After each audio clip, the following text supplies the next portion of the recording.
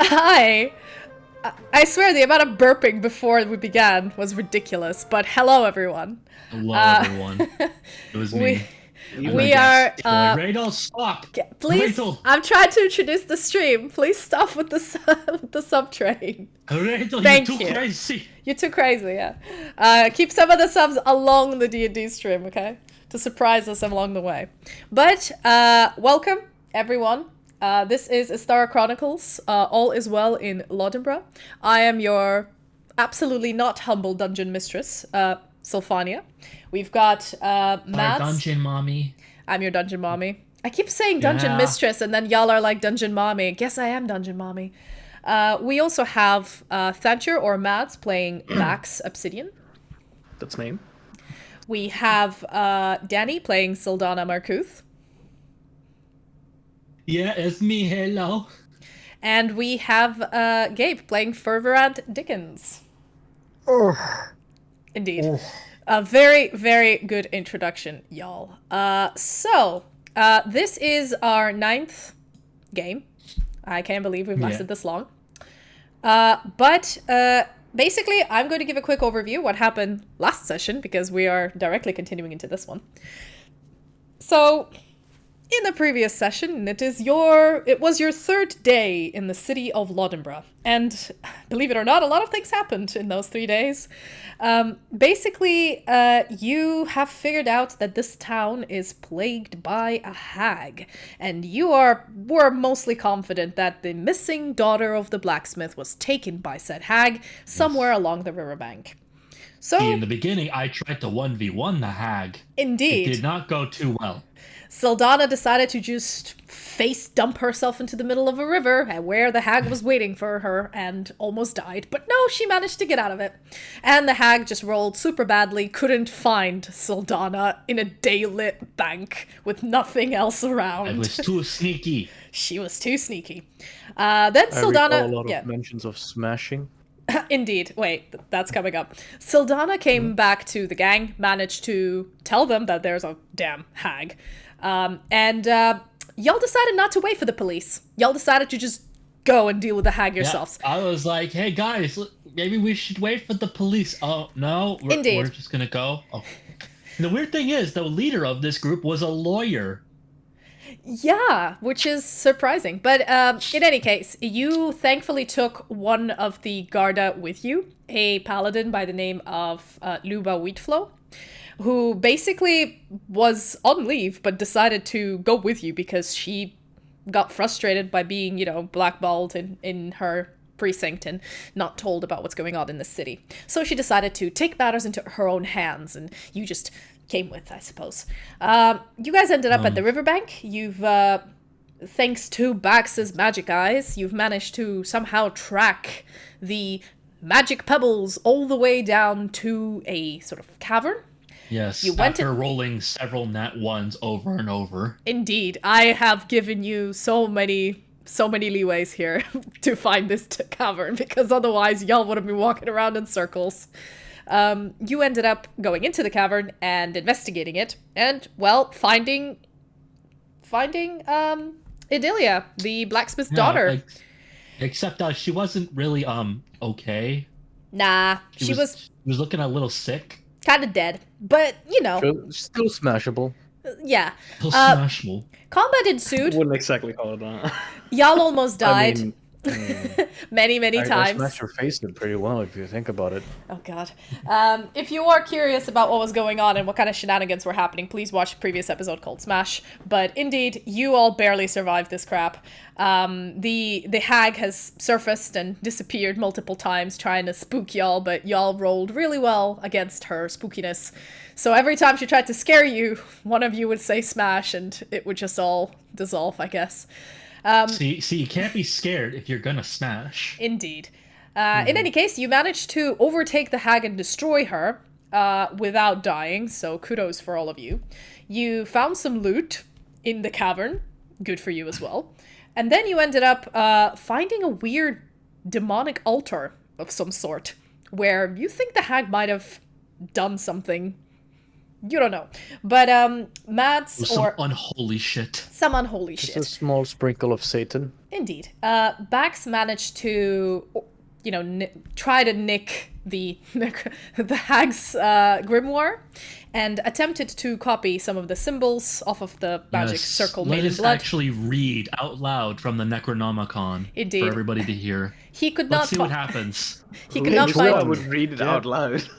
Okay, chill, settle Get down. fucked. Settle down, kids. Mommy's talking. Settle down. Okay, settle down. Alright. So Bax attempted to copy some of the symbols, but could not because the symbols wouldn't let him. And after, looting everything they possibly could from the cave and chopping off the hag's head and putting it into a bag, you all grabbed the unconscious body of Idilia, or whatever, Idilia turned into, and, made your way out of the cave. And that is where we start this session. So all of you are currently just out of the cave. Y'all are walking in the... it's the middle of the night. It's like 3 a.m. It took you so long. We have the book. We have the head of the hag. And you have We're Idilia's still in the body. Cave, No, and we have Idilia's body. Yeah, I'd say with Luba's help, because she floats, she managed to help get you out of the cave. Sorry, I'm just And looking for the help soundtrack. carry out Idilia's body, I'm guessing. Yeah, sorry, I'm just looking for the soundtrack here. That's okay. No, mind me. But yes, you guys managed to, excuse the typing. You guys managed to go. No. What? Oh no. Yeah, there we go. Okay, you fellas managed to get out of the cave safely and not die. And you are now carrying this body with you, and it is 4 of you. You left the town at around midday, or like around 2 p.m., and right now it is deep into the night. It is like 3 a.m. because it took you over 10 hours to get to this cave. Y'all kept wandering about until you got there, but you finally did. And so it is middle of the night. Y'all are really tired. What do you do?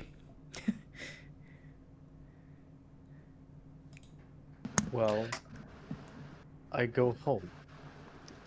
Okay, who's carrying? So who's carrying the body? Okay. You know what? You're not going fucking home. What do you mean? I mean, We gotta take the body back to the father. blacksmith? Yes. Yeah. I'm carrying her body like a backpack. Oh God. Bro, Are you she using is the arms gone as and- straps or something? Have you? Oh god, Deadpool style. Oh no. Carrying Arms a body. around the neck, knees bent up. Oh God. Backpack. Okay, you guys are. So who is carrying her physically? Me. Okay. Dickens. Give me an athletics check. Are you sure Athletics. about that? I'm pretty shit at those. Well, you are physically carrying her, and she is skinny, That's when he- but Damn. you know what? I should just Nah. stop asking you. Quiet. Yeah. I should just Be quiet, he's assume. gotta- I should just assume it's gonna be a fucking nat 20. Bruh. Bruh, hold on. I have a counter How the here. fuck do you just roll a nat 20? I have a Already, counter the start here. Of the game. Okay. Dice Fortune loves me. My God, please no. Okay. I need to add 25 to this number. I'm just sorry. Math, indeed. Listen, all day today I've been doing was math, and even now I'm doing math. What is this? What is my life? I mean, that's D&D, really. What is life? What is love? Okay, Shiny so math rocks. Maybe for don't Verand, without any, like, he did not put any effort into this. He just lifts. How do you carry her? It's a nat 20. You decide. Well, with my feeble 12 of strength, I like an animal, grab her by the back of the neck and just like hold her up like I'm carrying like a dog I'm reprimanding, and just like drag the body with me. Yeah, fair enough. You can do it with one hand, No. and No. even No. Lupa looks dead. at What are you you. gonna Wear, do? like she's a new fox, like scarf or something. Dickens, what the ever-loving fuck are you doing? She's dead. This is a person. This is. This He was knew. a person. He knew her. Yes, Can you past respect tense. the corpse for like 5 seconds, please? This is a dead girl. That he literally knew Her once. father, Leia, I knew her. Please. I mean, Well, you knew, see, but Bax, I've seen mechanically her. speaking, she is an object. What? And now No. we start the game off with good old misogyny. Ah, yes. I'm glad we're back to this. Yeah. Irregardless, Dickens, can you carry her properly? All right, fine. Thank you very much. I do appreciate it. I I'd give her rather- the bridal carry. Okay, I so mean, like, yeah. you carry Idilia through a bridal carry, easy with your nat 20. I'd say you have the strange burst of power. She's very emaciated, so she doesn't really weigh that much, and you know. I'm the one with the hag's head in the sack. Yes, now. you have the hag's head in the sack. Luba has the The book. Necronomicon. The book. And Bax, you're just walking along with everybody, or are you leading the way, or what's going on? What are you up to? I mean, I'll probably just cast Guiding Light, just so everybody can see and just like lead the way, kind of with the Guiding Light. So Okay. we have like a illuminated passage. Yeah, you guys are going at a very slow pace because, well, you're carrying and you're tired, and you know it's a long hike. I'd say you get to the town around middle of the morning, at around 11 a.m. It takes you a while, but you know exactly where you're going, so you're not really searching. So it's less than 10 hours that it took you to get here. And whereabouts are you heading in town? Are you splitting up? Or are you all heading to the same place? Because y'all are bloody and y'all are messy. Y'all are dirty. Before we You're carrying a dead body. We covered the body up. I mean, we're not exactly gonna kick open the blacksmith's door and be like, "Here's your dead daughter." Bye. Drops her on the floor. Done. Quest done. I'll talk to you later after work or something. Just like prop her up against the door, so when he opens it, she just like falls down in front of him. Oh God, no! Bro, hang her on like the roof. No, sorry, I'm kidding. No! Wake up to that visage. This is the level of degeneracy I have to deal with every day, everyone. And you Okay. love it. And I do love You it, would rather but not have it any other way. no. But no, I assume I assume we could go to his, honestly. Okay. I'll stop you right there for a second. I have a few questions before we continue. First of all, I remember in the previous session, there was some loot you found. Did you guys write down on your sheet what it was during the last session? I did. I swear I did. Just double check, because otherwise we'll forget about it, and that will be an issue. Yeah. We got a coin pouch, a left glove, a Okay, yeah, you dwarven did. You do have plate, it. Cool. a vase, and Cool. As long as you have it, Absolutely as long as you have it, that's all that matters. You don't need to read me the list. It's mostly like, did you write it down or no? You did.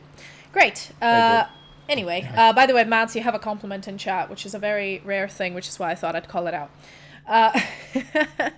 Okay, you guys headed over Sarcasm. into the town. Yes. Where Now I just took that compliment and went. you're welcome. Here's your one compliment you get, Mads. Okay. Cherish you it. get one per year. Okay, y'all.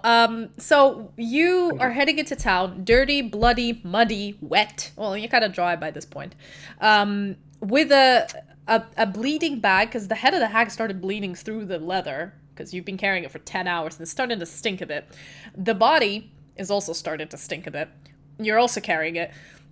Are you sure you're just gonna walk through the gates like this, or like, what's up? I mean, before we even enter, I'll oh my god, I can actually do this because the body is in fact an object. I will instantly clean, and so I can instantly clean the corpse with prestidigitation, and also our clothes. Do you also clean the hag's head? No, it's in a no. No, it started bleeding through the leather. In which case, yes. It sends a message. Okay. So it's a message to the guard. Yes, I'll prestidigitate everything I can prestidigitate. I'll prestidigitate. Just to be specific, you've prestidigitated everything you can. Yeah. It takes you a while, but I'm sure you stop before you enter the town and just do this. Still doesn't change the fact that there is a ghoulish body on Fervoran's hands. It doesn't look human anymore. It's pretty much a ghoul. You know, honestly, Cover it up. Fervoran, do you have a cape? No. No. Yeah, as you guys are deciding how to cover this up, Luba takes off her pristine white cape. Okay, she has a cape. Good. Places it over. For those of you who are curious, I'll show you how Luba looks like. Puts it over the body and gently wraps it. It's clean now, so it's not bleeding anywhere. And so the cape, it's just covering it. So you now have a tarp covered, but obviously a humanoid corpse. So people probably assume it's someone dead. But technically she's not dead because I only knocked her out. True, but she's not moving. So if you have somebody wrapped up completely, people will assume it's a corpse. But they won't assume it's a monster. Delivered to the father, just like a mummy. They won't assume it's a monster. They'll assume it's a person just who died or something. He's gonna go and mourn his dead daughter, and then she's wiggling like a worm and spreads the zombie plague. Not to go too detailed here, but if it's a ghoul, it's not an object. So does the spell work or not? The spell works. Okay. Okay, so she's just fully dead now. You can prestidigitate clothes, and she is wearing some clothes, so. Yeah, but I was also saying prestidigitate the body, because the body would be an object. Yeah. Are you objectifying women right now, Matt? No, it's my job. Can we move on? No, because it would tell me if the creature's still alive. Okay. I'm the one with the female hate pass here. And who gave you this? I did. Oh. Okay. Everyone, shut up and give me a wisdom saving throw. All three of you, right now. You do it with advantage, okay. Sildanna. You do it with advantage, Sildanna. And tell me what it is. I have disadvantage right now. Nope, you do it with advantage. Oh, right, we forgot about that thing. So, yeah, okay, I have rewind. another thing I gotta do, right? Remember? Rewind. Y'all are walking. It's been 10 hours since you're out of the cave, right? You had some time to think. The adrenaline is down now. Yeah. Sildanna, give me a wisdom saving throw with disadvantage, please. Yes. Let's see what you get. Mother. Oh no. F. Oh no, what'd you get? Oh, that's a nat one. Oh. Okay, let's rewind real quick. This is gonna be bad. It's gonna be interesting. Let's rewind a little bit. Before you guys take this however you want. This character is now in your hands. Before you reach the city, you guys are walking, and it's the middle of the night. Sildanna's carrying the head, kind of a little bit distant away from herself, and you guys notice she keeps sneaking looks at the body of Adelia in Fervoran's hands, just quietly. Doesn't say much. Keeps sneaking looks. And at some point, you guys are walking, and it's just the river and forest. It's really, the scenery doesn't really change. It's just a long way. At some point, you guys are walking, and you notice Sildanna just stops. And just stands there, looking down. You okay there, champ? She doesn't reply. She's just standing there. Not like she went unconscious. She's just not moving. Just suddenly just stopped. I just kind of walk up for a second and be like, anyone home? You in front of her face. In front of her face. Yeah, I do this twice in her face. Okay. I need you, Danny, to roll me a dexterity an acrobatics check. Mm-hmm. Acrobatics check, please. Mm-hmm. Don't actually kick me in the balls by accident. That would be funny though, so I say do it. Oh no, not one. No, I'm kidding. 16. Oh, thank God. Okay. As you do this in front of her face, from standing position, she was staring sort of down onto the pebbles. Her hand shoots out and grabs your wrist. Really fast. Too fast for you to pull back. And as she grabs it, She like lifts her head at you, and there is she's looking at you. There's like a strange, unsettling deadness to her eyes in a way that you haven't really seen people look like this. Like this level of, you're not sure what you're looking at. Her eyes look weird. She's not dead. She's fully alive, and she is looking at you, but it's like she's looking through you. You're not sure. It's just fucking unsettling. And her grip is really strong. Do you do anything for now? Could you please let go? It's starting to hurt. Sildanna, in your head, when you stopped, you look at the pebbles. You're hearing the drip, drip, drip of blood from your, from the head in your bag. Nice. Yeah. You're hearing the footsteps on the pebbles, and the footsteps on the pebbles are sort of reminding you of the splish, splush, splush of the wet marsh mud, and the running, and the blood mixing with the mud, and the sounds of like footsteps behind you and in front of you, and you start going, like your brain goes back to the cave, to the mud, to the dark, then back to that place, the marsh, the forest line that you can see just in the distance, just out of the way. And then again back to the cave with the water and the almost dying from drowning. And then back to the marsh where you trip and you fall and your hands drip into the mud, and you turn to your right and you see a small 14-year-old boy's body with the dark hair to you and face away from you so you can't tell who it is. And then another flashback. You see your son running across the field with a smile on his face and a bouquet of wild flowers about to give them to you. And then you see him trip and fall into the flowers. You get worried. You come up to him, and then his head rises and he like shakes off the flowers. But at a millisecond of his head rising, he looks exactly like that body. And that dread hits you again. Then you're back in the mud, back in the water. And it's like, flickers of here and there. And your mind is just fracturing right now. You're not sure what's going on. You are tripping. You guys, what you guys see? This is what Sildanna sees. What you guys see is just, she's just gripping the hand and not moving and staring into like. I put the body down. I get up to Sildanna, and I just smack her face super fucking hard. Okay. First of all, take 1 point of damage, Sildanna. That's gonna hurt. Take 1 point of damage, Sildanna, please.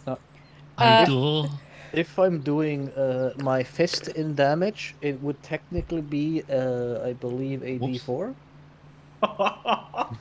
Man is slapping as hard as he fucking can. Okay, you do a D4. Go ahead. This slap of the ages, right here. 7 damage. Okay, do you have 7 health? Yes, it's I have more than 7 non-lethal. health. Okay, you take 7 damage, and I need you to give me a wisdom saving throw again, without a disadvantage. Just give me one.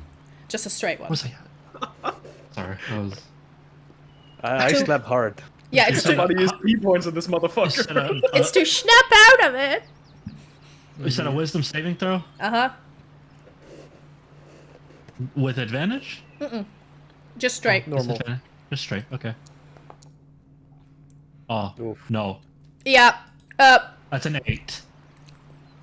as you got slapped, your brain quickly flashes to a different memory. You're sitting with your hands sort of chained to the wall above you. You've been sitting in the dark for so long. Your body physically hurts, and then a slap hits you across the face, and a hooded figure leans in front of you, and with a unrecognizable voice. You can't tell because of all the echoes whether it's a man or a woman or it's like layered. You can't tell. A voice asks you, "How many are there? Talk, woman." You have no energy to talk. You just sit there quietly, and you get slapped again. And that, like, physical sensation of being slapped by Fervurand, changes your psychosis to a different scene, but you're still under. You have not snapped out of it. You're now under a different, mess. Lubu, do you have something for this? He made it worse. Okay, hold on. I don't know. Wait, I'm not sure what is going on with her. Yeah. Say a prayer. Say a prayer.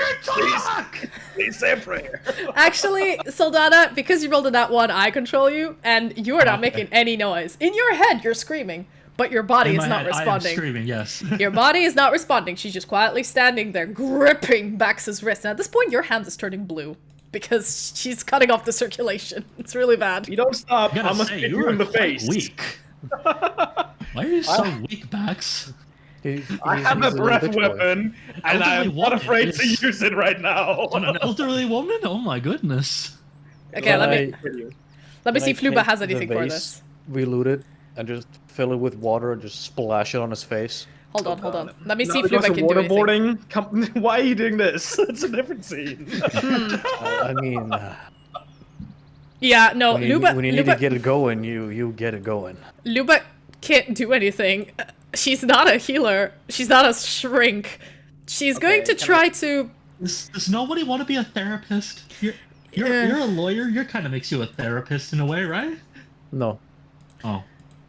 Well then. Yeah, I don't know. She only has like protective or offensive spells. She doesn't really... She's a paladin, yo. She can't do anything. And she sort of looks at Sildanna and goes like, I'm not sure. I think she might be, I'm not very good at the terms, but might be dissociating, but I'm not very good. I'm not sure what's going on. Okay, yeah, this needs to fucking stop. And I shove her away with my foot. I just drag back and shove her with my foot. Okay, give me a strength check versus your grapple. So versus your Can I try to judo throw him? Yes. Yeah, it's fight or flight mode now. Yes. Guess which one won. Okay, it's gonna be to fight back now. It's gonna be a contested athletics check. I'm calling it. It's not acrobatics. Contested athletics for both of you. Okay. I'm about to say, I'm pretty sure I'm better at this, Mance. Well, it depends whether you get it done or not. All right, we have Bax Obsidian with a 6. And Sildanna with a 13. Well, I'm getting judo thrown. As Bax is about to kick you off, you grab his wrist. You drop the head in the bag, brush your hand to his coat jacket, turn around and flip him on the pebbles.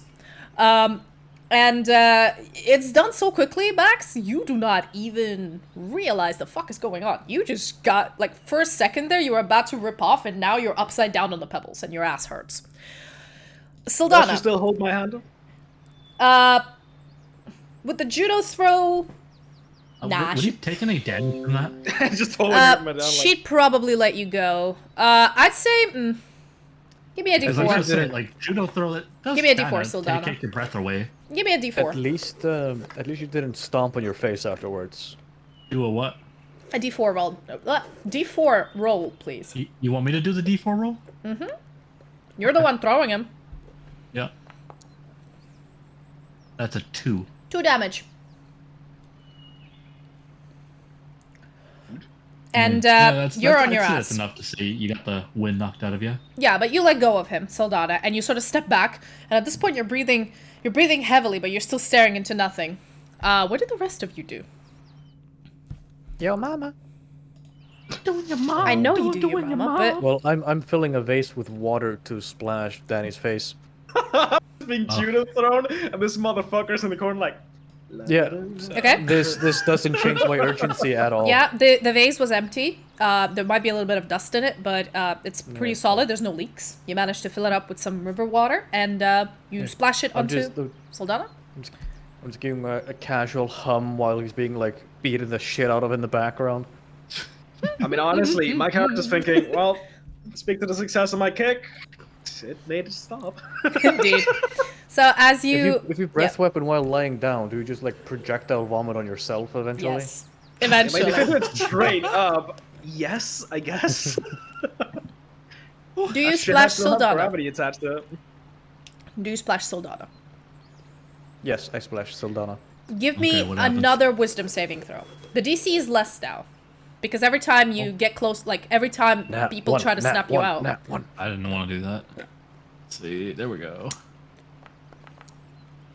Oh, yeah, 23. Okay. By being splashed with water, there was no water in that whole situation. It was just mud, and it wasn't even raining at the time. It was extremely weirdly dry. So when you got splashed with the water, that really took you out of your delusion. And you suddenly snap out of it. Sorry, I just like saying the share version of it. You snap out of it, and you are standing above Bax, who's on his ass.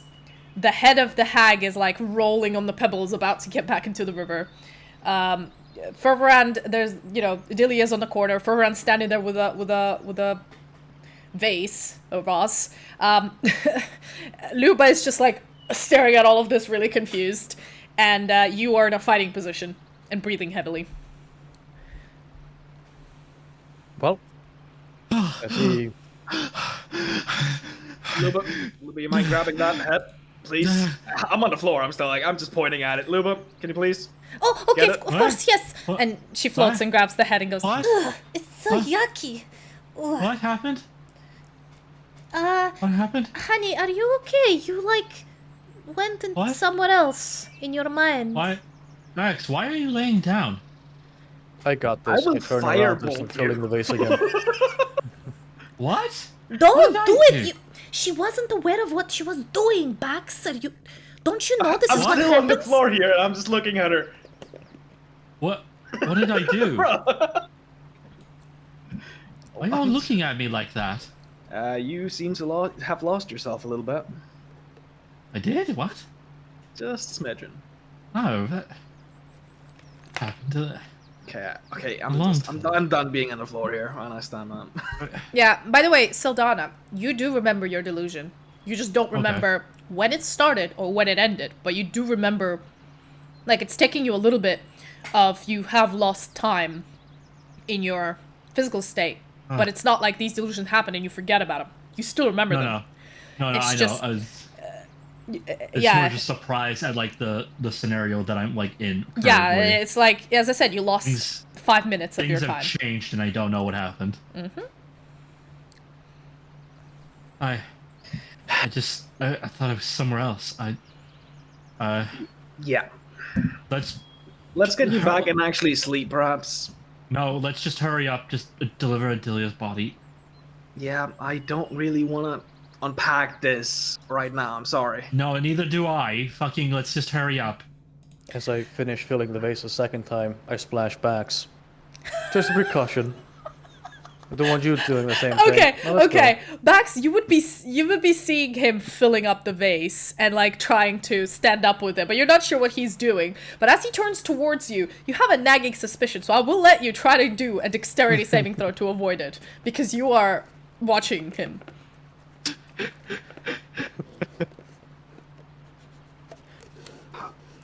Come on, give us that dex save, baby. Or get waterboarded, bitch. Okay. Give me a roll. Fucking hell. Give that the rolly roll. Oh, I'm getting splashed. Yeah, you saw it coming. You can see the water sploosh.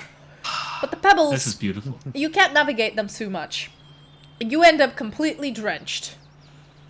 With some really refreshing... Is that all it takes to get you wet? Really refreshing, but very cold river water. It's not salty, but it's refreshing, but very cold. Why, thank you. You're welcome. Just so both of you aren't doing the same thing. At He's this just point, looking out for his friends. Yeah, at this point, Luba takes... You can kind of see me having shocking grass in my hand for a second.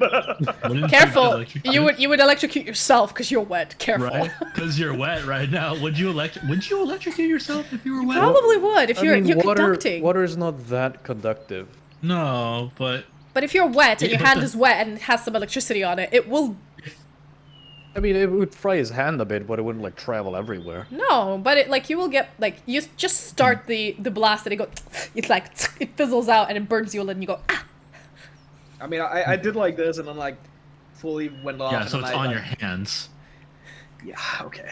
But it was just more quickly springs out. It wasn't really sap yourself. Okay. Yeah. Meanwhile, Luba carried Adelia over her shoulder, wrapped her into, after you prestidigitated her body, wrapped her into her cloak, and she's now carrying her just, to make things easier, because you had the shenanigans with the vase. And this is a little interlude that we forgot about before you guys entered the city, and you guys walked the rest of the way to the city. Sildanna, your die is now reset to AD4. Yeah. All of your progress is unfortunately gone unless you actively work on dealing with your shit. You are holding by a thread right now. Feel free to act as crazy as you want, depending on the situation, but you literally relived some of the most traumatic events of your... After this, you guys are probably not going to see me for, I don't know how long. Yeah. So you guys are walking in, I assume, camaraderie silence for the next 6 hours or so. I'm really fucking exhausted, but ain't nothing you can do. You're quite far from the city. I will be humming the entire time. Okay. And as you reach the walls of Laudenborough in the early morning, so like, let's say around, well, early for me, but around 9, 10 a.m., I need, as I said, all of you to give me wisdom saving throws, and you with advantage, Sildanna. Wisdom saving throws, I have advantage. Uh-huh. Okay. These rolls today. Oh boy, even with that advantage, I get an 11. You, hold on, I need to write this down. Give me a second. Jesus, we just all fail. I'll give you 7, 4. 9, and 11. What is with these rolls today? My god. One moment. I Look blame at that you, Gabe. diabolical fucking smile on her face. He's like, alright, boys. It's the end Did now. you just like absorb all of our like luck? No, I only take it from physical touch. Oh. Okay. But I mean, I can just go over to your house and like grab you by the throat if you want. Okay, Bax. I need you Yes. to do something for me. I need you to roll me a D100, please. Just Bax. Boy. Is this on the wild magic table? 33. 33. It turns into a potted plant. Wow. Please. Okay, okay. As you guys are walking into the city, and conveniently the music stopped, so I can then add a city ambiance. 1 second. No, why is it doing these things? Please stop. No. How do I undo? There we go. 1 second. Apologies. Technical difficulties. Oh. There we go. As as you guys start, enter like the city again, there's a lot of people going through.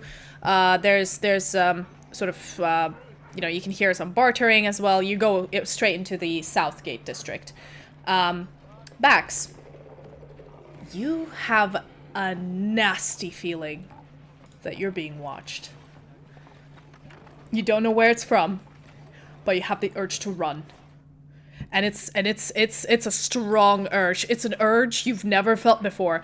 So I will let you choose a direction, but you're gonna have to use your action and movement and just run.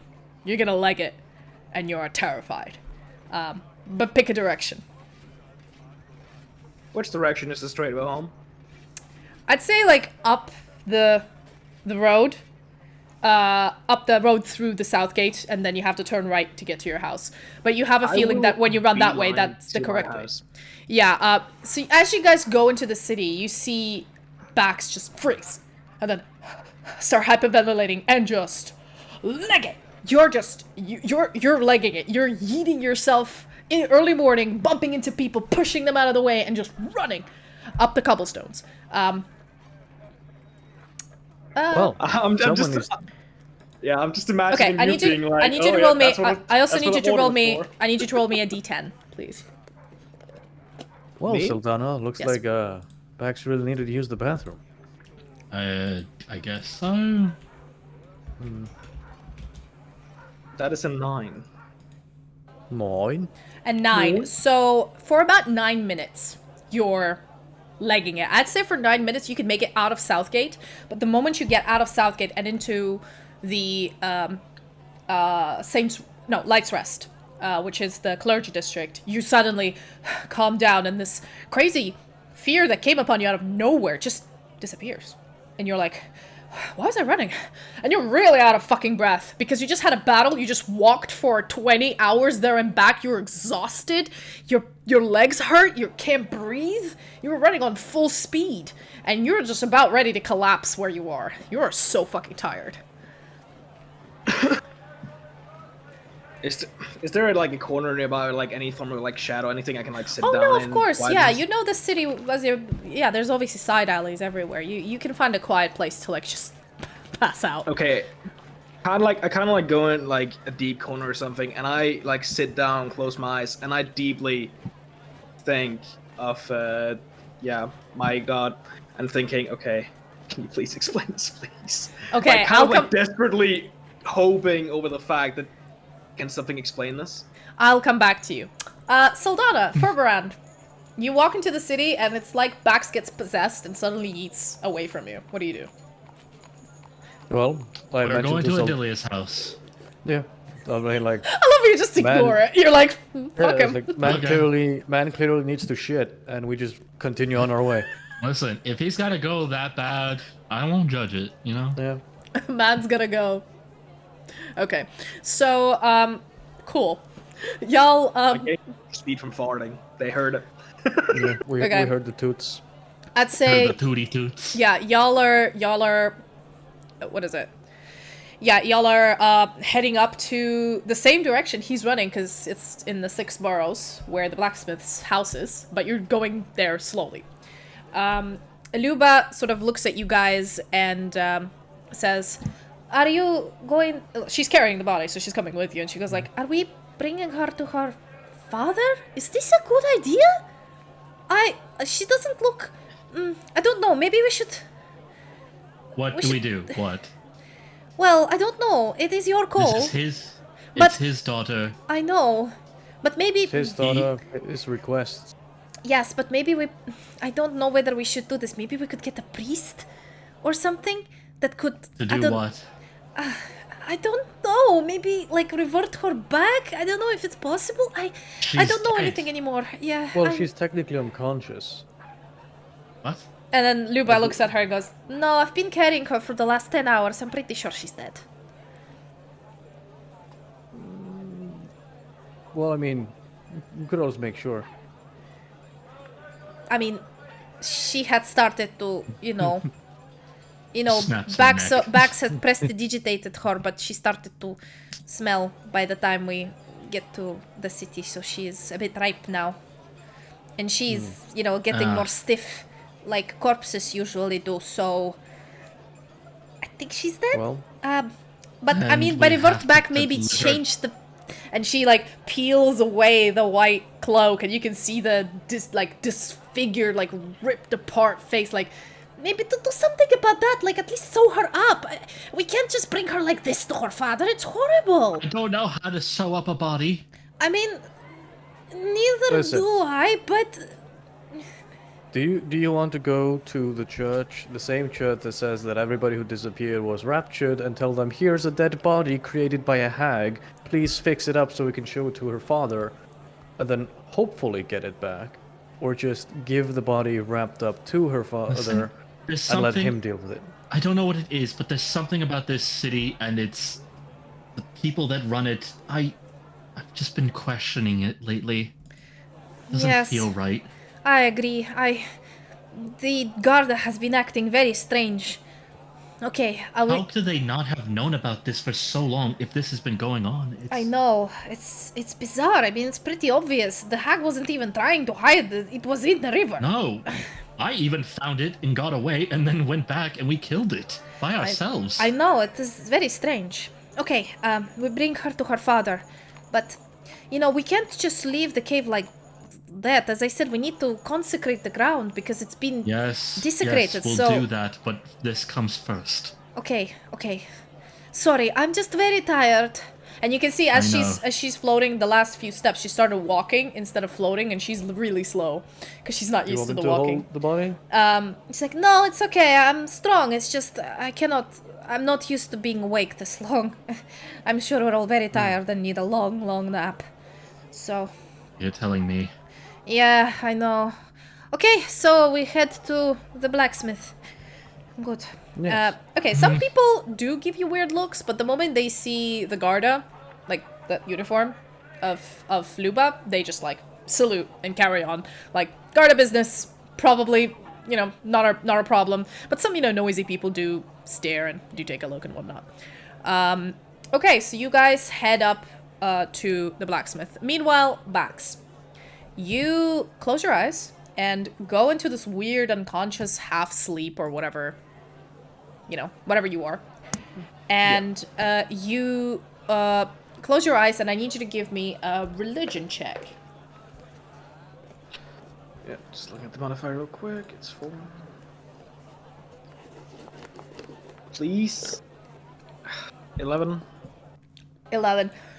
You think you can hear some whispers, but at this point, you're pretty sure that it's just people walking in the alley. And you are in the church district, so there's a lot of people, you know, saying prayers around, and there's like a sort of a hush-hush, whispery feel towards the area. So I'd say you're so exhausted that you just fall asleep in this alley. And you have not a nightmare, but not a good dream. Like, it's just like blackness descends upon you. Sorry about all the pauses, guys. It's never mind with the music. I'll try to keep it going, but it's fine.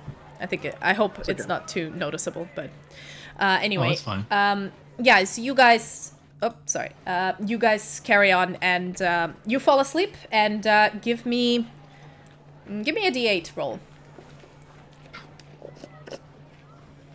Damn. And now I roll high, I bet. Oh, yeah. Okay, so you pass out for 3 hours. After 3 hours, you would naturally wake up because you're uncomfortable, but you needed those 3 hours to just sleep. After that, you still need a long rest. That doesn't count as a long rest, but that's just out of exhaustion and, like, severe exercise that you had to do, and, like, just pushing your body to its limit. You needed to, like, knock yourself out for 3 hours. Does it count as a short rest, though? No. Damn it. You denying me my warlock abilities. Actually, you know what? Yeah, sure. It counts as a short rest. I'll be nice. No. It does, because usually a short rest is an hour, and he passed out for 3. So when he wakes up, he just has enough. You're gonna have a level of exhaustion, but you would have had a short rest, and you do have enough physical power to get up and just make your way to a bed somewhere. But probably not enough to do any. Strangers' home, like burst down their door and sleep in their bed. This isn't Legend of Zelda. It's the 3 bears. You can't do that. This isn't the Legend of Zelda. Anyway. Oh, no. Since I'm 3 hours ahead, it's your guys' show. Yeah, as you end up going to the cool.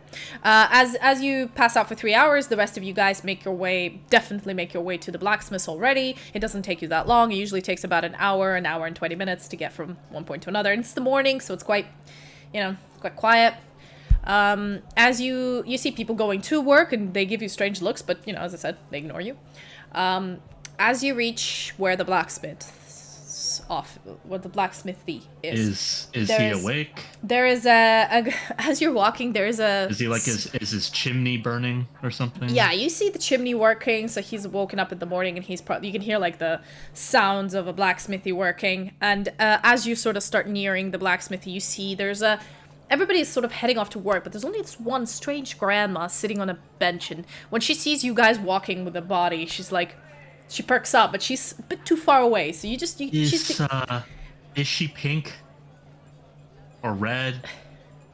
Well, she looks like this. You can't see her face clearly, but it's not an unusual sight to see an old lady sitting on a bench near her house. No, I'm just wondering if she looks might like be this. Related. No, No. she's very small, so you assume she might be either a very small human, or maybe a gnome, or possibly a halfling. You can't tell, but she's very, very tiny. Very old child. A very, very tiny, and like she's been knitting a scarf that she's wearing. It's a very long scarf, and as she sees you guys come up, she almost drops her knitting and like starts getting curious, but she can't get off her bench. So, very nosy grandma. As you guys head over to the blacksmith's, like gesture for Luba to like wait outside for a moment. Luba nods and... Don't walk in just yet. Okay, I'll stay here.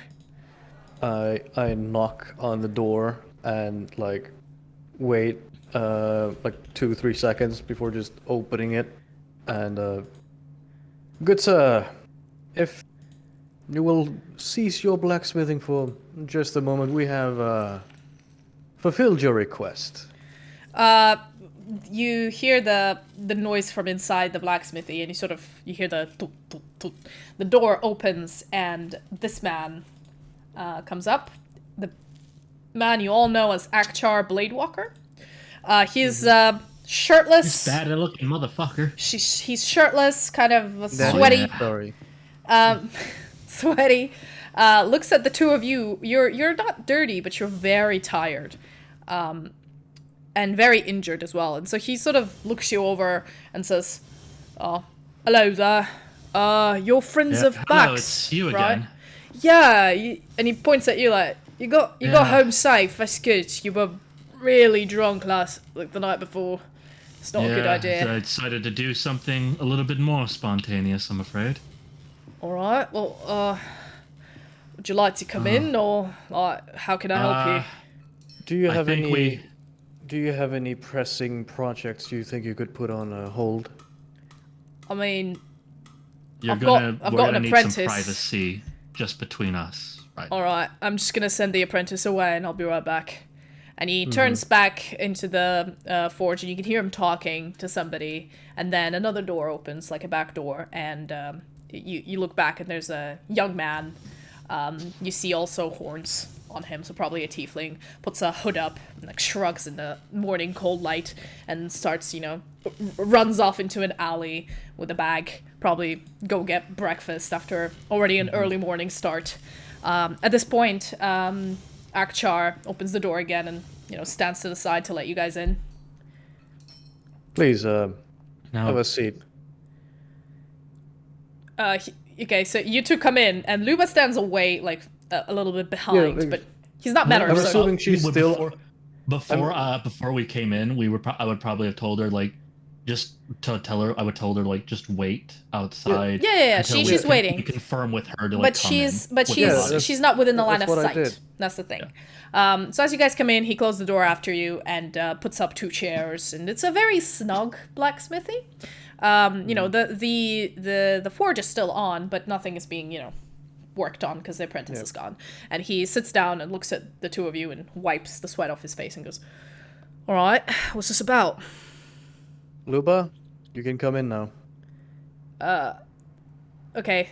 At this point, you see the door, and Akchar looks at the two of you, and there's a little bit like a jiggle of the handle, and then... Like, Sildanna, help her out. Yeah. She's carrying a body. It's hard. Oh, to open the door. You open the door, and then Luba's like, "Oh, thank you." And she walks in with clearly a body in her cloak. And at this point, Akchar sort of sits up and goes like, "Okay, hello. Right. Garda, what's this about?" Listen, we know you want it. We found your daughter. Yes. I'm terribly sorry. Right. He sort of looks at the two of you, at Luba, at the body in the tarp. He's a little bit, like, he's sitting. I'm waiting for the realization to kick in. It is, slowly. And, I don't need to roll for this. I need to see how bad it's gonna be. My man. Give me a second here. Okay. Did not expect to just walk into a man's house and bring him a dead daughter. What do you want me to do? Now? Oh, do you want me to like send them a letter? No. Please meet me in the alley 2 days from now. I have a surprise for you. Look, no, it's all good. Would you rather you get your daughter when she's a little bit more decomposed a few days later? Nah, it's all good. Okay. Not bad. As he looks at the three of you, he sort of sighs and goes, I was open. But it's been over a week now. So I did assume. Is that her? And Luba is just standing there, and you can see she's like trying not to cry, and she's holding herself back. She's like, yes, but maybe. And he reaches out, and she's like, maybe. Listen, before you may want to brace yourself before you look at her. She did not die of natural causes, is the warning we're giving you here. Yeah, no, I figured that. What we found, I'm afraid she had a run-in with a hag in the woods. A what? A monster. Right. He stands up, and you can see he's a little bit shaky, but, you know, still holds himself pretty fine. Comes up to Luba and, you know, lets his hands out so she can transfer the body to him. And Luba does so, still shaking and almost, like, trying not to cry, but her face is starting to, like, distort. Luba, do you want to wait outside? No, I need to be here for this. And she looks at Akchar and nods to him, and he nods to Luba back. I just kind of give her a reassuring, like, you know, touch on the shoulder. Akchar, you know, the body is fully wrapped up, so he's sort of looking at the body, and, you know, you can see him try the weight and say, she's quite light. She's lost weight. Used to carry her like this. And like you can see his eyebrows go inwards even more, and he, like, holding himself back, and nods and turns around and says, "Would you hold on a minute? I want to put her down." Take all the time you want. And you can see there's like stairs hidden behind the forge, and he takes slow, steady steps upstairs where he lives. Takes a while, a good like 5 minutes, I'd say. And then you can hear the steps coming back again. And his facial expression is... I mean, usually he looks pretty severe. His facial expression now is even more so. But he's... He comes back to his chair, puts on a jerkin, and sits down heavily, and then puts his head into his hands and goes... You weren't wrong. That is my daughter, but what's been done to her? It's not natural. Not at all. No, it was a type of black magic the creature had performed on her body. Is the creature dead? Yes. Yes, I have the head in a sack. We killed it. May I see it? That may require extra bracing yourself. As it's the creature is quite hideous. Very. It nearly could kill us with a look. I want to see what did this to my daughter. Very well. Lupa? I thought you had it. I was carrying Oh, it. no. You I have thought it. she took it from me. That's what I heard earlier. No. You have the head. You have the head. Okay, so rewind. That would be really funny if you're like, Luba, and she goes, You. I don't have it. You have it? No. Fuck. Okay, head. We Sack. forgot it in the cave. Okay. Oh, no. Okay, I grab the leather sack I have that's like dripping. Mm-hmm. I set it. I ask him, "Do you have anything anywhere you can place this?" It's been prestidigitated, so it should be fine. You could just pull it by the hair. You don't need to. Okay, fuck it. Yeah, I reach in slowly. Yeah. And I pull it out. Okay. How does it look? He's gonna because it's been prestidigitated.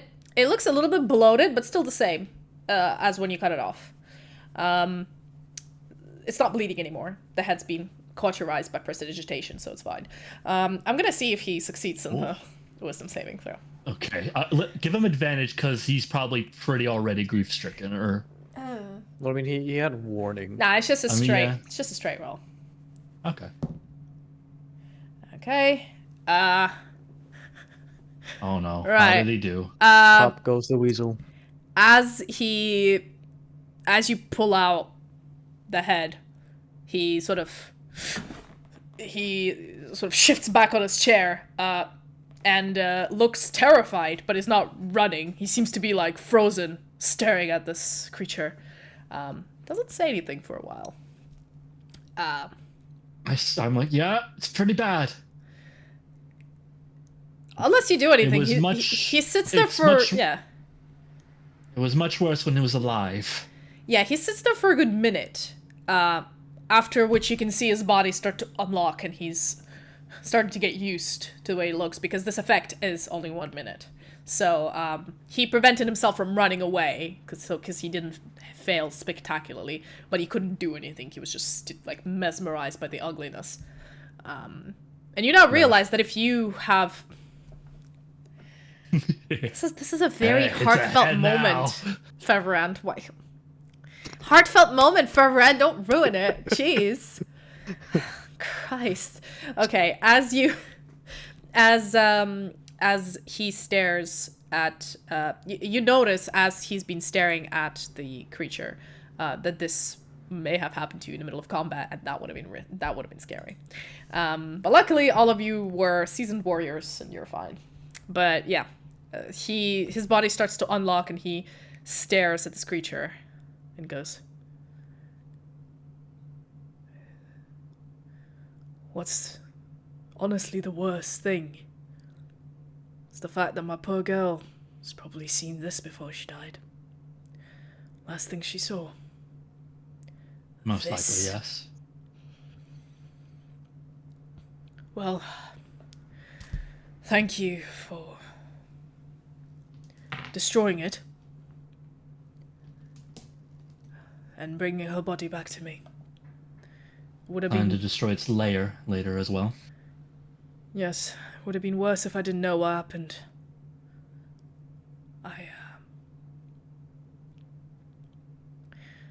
You know, they keep saying that this city is safe. Even Maybe I'm not. starting to question that. Yeah. So you know, if it wasn't for Bax, we wouldn't have been able to find this. Oh, right. Is he okay? Is he dead? He's all right. He's okay. He fought alongside us, and we don't know what happened, but he had to go back home immediately. Right. Okay. Good. But he's okay. I would have felt terrible if something happened to him. Well, normal people have to die. They shouldn't have to. Not young today. people, as well. I have. I say this for your own safety, good friend. Here is 2 gold for your daughter's funeral. Do not mention to anyone how she died. Say it was an accident or natural causes, whatever. Do not mention the hag. It will put you in more trouble than it's worth. Yes, I fear there's something wrong. And he looks at But Luba this- and goes like, "But I thought the Garda." Only Lupa here is the one that truly helped us, and she just came into town. Yeah, and she is confused with the guard. She nods her head and says, Someone somewhere is stopping the church and the Garda from properly protecting the people. You honestly shouldn't trust almost anyone in the Garda, so... I mean, it is best to be careful, for your safety too. and he nods and says, "Right, I've never felt I would. I mean, is it dangerous? Are these people going to take the city hostage, or what's going on?" She says, I don't know, but honestly, it is safer if we still take time investigating, and you maybe try to stay out of it for your safety. And then he looks back at her and says, honestly, there's not much for me to live for now. So... There is one thing you could live for. Yeah, I can hear Sildanna go in the corner there. But he looks at you and says, but it would be a disservice to my daughter if I haven't lived a full life as much as I can for her. So, if you need me for anything, I might as well spend my life trying to keep the city safe and prevent this from happening again. So anything I can do, it's just me now, so I'm happy to... For your own safety and own sanity, it's best to work as normal. Normal. We're good at this city to pretend that everything's normal. Exactly. And if you don't pretend everything is normal, you're only making yourself a target. I understand. Thank you, but you will excuse me if I'll ask you to. Yes, of course. Leave. I need some. Take your You time. be? Thank you. Recommend you. And he I just have the sits there. Gold, He doesn't get up and open the door for you. He just sits there and stares down into the... Like, you can see that he's been holding himself together simply because you guys were here, and he didn't want to have a breakdown in front of people he barely knows. Oh, yeah, and I just, as we leave and we go out the door... Yeah. I put like the 2 gold on my chair I was sitting on, because I'm pretty sure there isn't a table in front of us. And, Okay, then just leave. subtract 2 gold from your inventory then. And, Done. Okay, you guys head out, and at some point before you leave, Luba sort of turns towards Akchar, does a weird, like, awkward smile, and doesn't come up and touch him or anything, and turns around and leaves with you, closes the door, and has this... Okay. Never had to do that before. Oh, that's done now. Yeah, that was difficult. I didn't think it would be this difficult, but... Yeah, it's very difficult. I need to go now. I'm sorry. I have to go. Are you going for a drink? Yes. Can I come with you? Sure. Okay. But you can't judge me. No, trust Let us me. go. I think I need to get trashed as well. And Luba sort of walks. She can't float anymore. She walks with you, Sildanna, wherever you're heading. Furbrand, what are you up to? I go with them. Okay, so y'all getting drunk again. Good. Good idea. Cool. Where are you heading to drink? Sorry about the noise. I'm just trying to get the boba out of my... What tavern is looking the shiftiest and has the cheapest? The shiftiest is the bar you were previously in, the Dry Boulder pub. Well, the cheapest. It is the cheapest. Okay, well, we're going back there. Cool. You're the regulars at this point in the local CD in the CD pub. Okay, so you guys start heading back down. By this point, I'd say as you guys make it to the Dry Boulder pub, Bax, I've just quickly switched to him because, you know, he's been quiet for a bit. Yeah. I don't know if that took 3 hours, but... He's been feeding a sugar addiction. I'd say because you guys had to go up there, which would take you like an hour and 15 minutes. You had this conversation for however long, and then you had to go back down, which was another hour and however much. So yeah. I'd say I'll hand wave it approximately this much. So you did have a short rest, but you do have a point of exhaustion, Bax. Don't forget that. Okay. Alright. Cool. And yeah, so you wake up in the middle of an alley. Wake up! You... Brush a little makeup. Oh my god. Okay, let's see if... Hey, bro. Yeah. Nope, you're fine. You weren't peed on by any running children or dogs. You're fine. Any running children? This know. time. I'm sorry. What kind of running children are having their dicks out, peeing all over the place? Well, if they see Well, a the bum, ones that if pee they on see a you. bum near a house, they are going to try to pee on him. That's mentality of children. Have you never seen any street urchins? What children did you hang out with? Okay, listen. Where I used to live, we would hang out, and if we saw a drunk or passed out man, the boys with us would like, do you dare me to pee on him and see if he wakes up? I shit you not, this has gone through their heads, so it's a possibility. Okay? I just said. No, it's not okay. It's not okay. Can we, for Natalie's cultural tragic backstory and for the sake of the funnies, have a child pee on backs?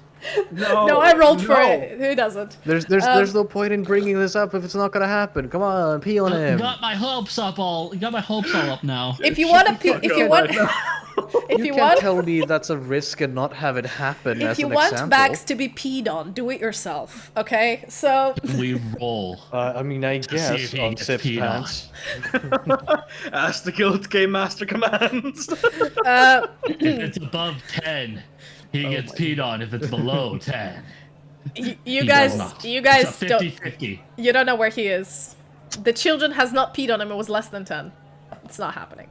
Next time. Damn it. Next time. Damn it. If he keeps passing out in alleys, it will happen one of these days. So you wake up with a horrible headache. Laudenborough. It's Laudenborough, y'all. You wake up with a throbbing headache, horrible pain in all of your muscles. You feel like you've been beating with some sticks, which, I mean, you have been thrown around. Did you go unconscious at some point as well? Yeah, you can feel the adrenaline's fully gone out of you. You're just tired. But you did have a little bit of sleep, so you can, like, get your body up. And where do you go? Home. Okay, so you start stumbling. Home is where the heart is. Yeah, you start stumbling home, with, like, really exhausted and tired and, you know, all messed up. It takes you a long time. It takes you about 2 hours with a really slow walk to get there. But you do get there, and your dad isn't home. He's probably at his shop. But you do have the key to your house, so you go in and just pass out. I believe, actually, you had some lectures today, but you're not going. I assume you're not going. So my lectures? Fuck no. Yeah, I assume you're not. You know, I wasn't gonna mention it, but then maybe, you're who officially knows? a dropout. Nah, I'm not coming one day. Yeah, you're a So, dropout. actually today, you know that the festival, the consecration of the Golden Empress is tomorrow. When you figure out what day it is on the calendar, because today is the 12th. It's your fourth day in Laudenborough. So you know your school would finish early anyway, so you're not gonna miss much, because most of the people have the day off the next day. So you just collapse, and I'd say you get a long rest, but you will wake up. How much is 8 plus 11? Yeah, you will wake up like at 6 p.m. I like when I go to sleep. Before I go to sleep, I will never have a stronger desire to like completely dig into the mind of the Whispered One this time around. Okay, I'd say, okay, first of all, I would need you to give me...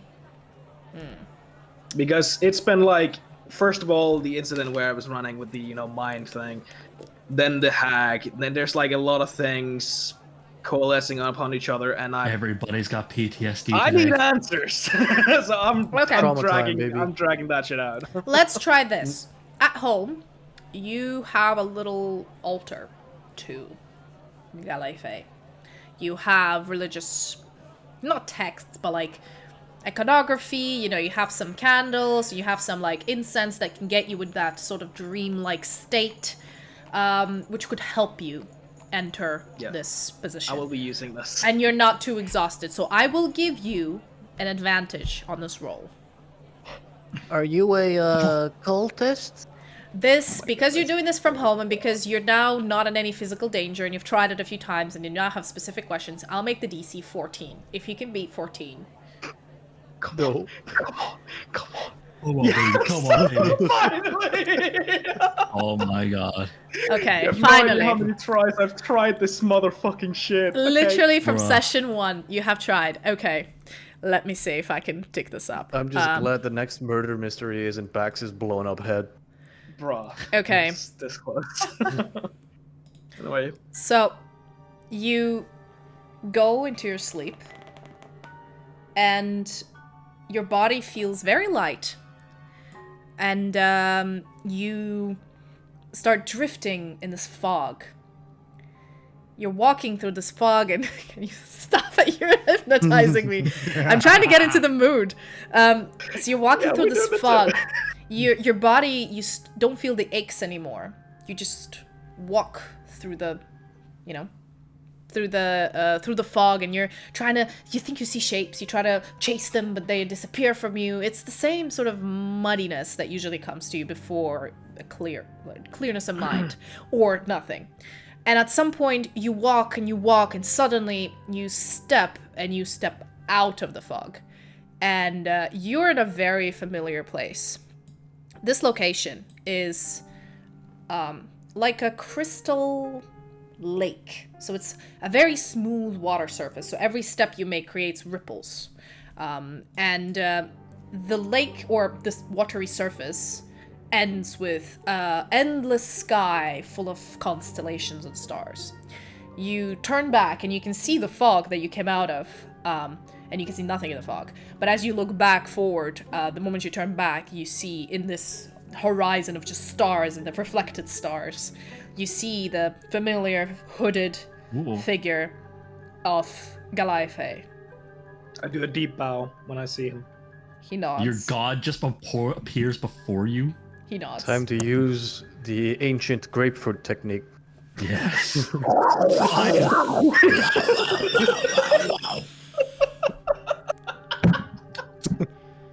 Illusion shattered. My lord.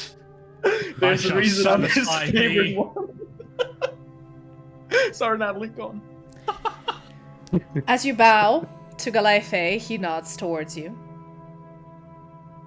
And waits. For his dick to be sucked.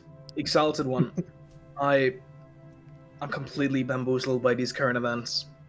I need your help. You actually say What is bamboozled? happening? Yes. As the figure, you can't tell if it's a he or a she. The body seems male, but you've never, seen the face, or, sometimes the body is not very, focused. Sometimes, it's coming in and out, in the fog. It's really strange. It's like there's interference. You know how, when you see someone's image and then there's a computer interference and they go tss, like a weird glitch. Yeah, glitch effect. Yeah, basically he's glitching. He's glitching, and he's always been glitching. He's never been fully corporeal in this world. And as he's glitching, you can't see his face talking. Actually, you can see about the mouth. That's it. And you can see it moving, but you can't hear anything yet.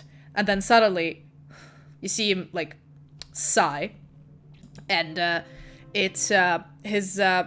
You see him sigh again, and a little bit of irritation on him, and then he tries again, and you can hear it this time. You say, "You are involved in something quite sinister." That I can imagine. Tell me if I'm too quiet, by the way. I can't tell with this mic. No, Yeah, you're good. You're good. Fine. Whisper more in my ear, please. Yeah, then he looks at you and tilts his head and says, "You have been involved in some of the events that have been happening in this city for a long time. It is both good and not."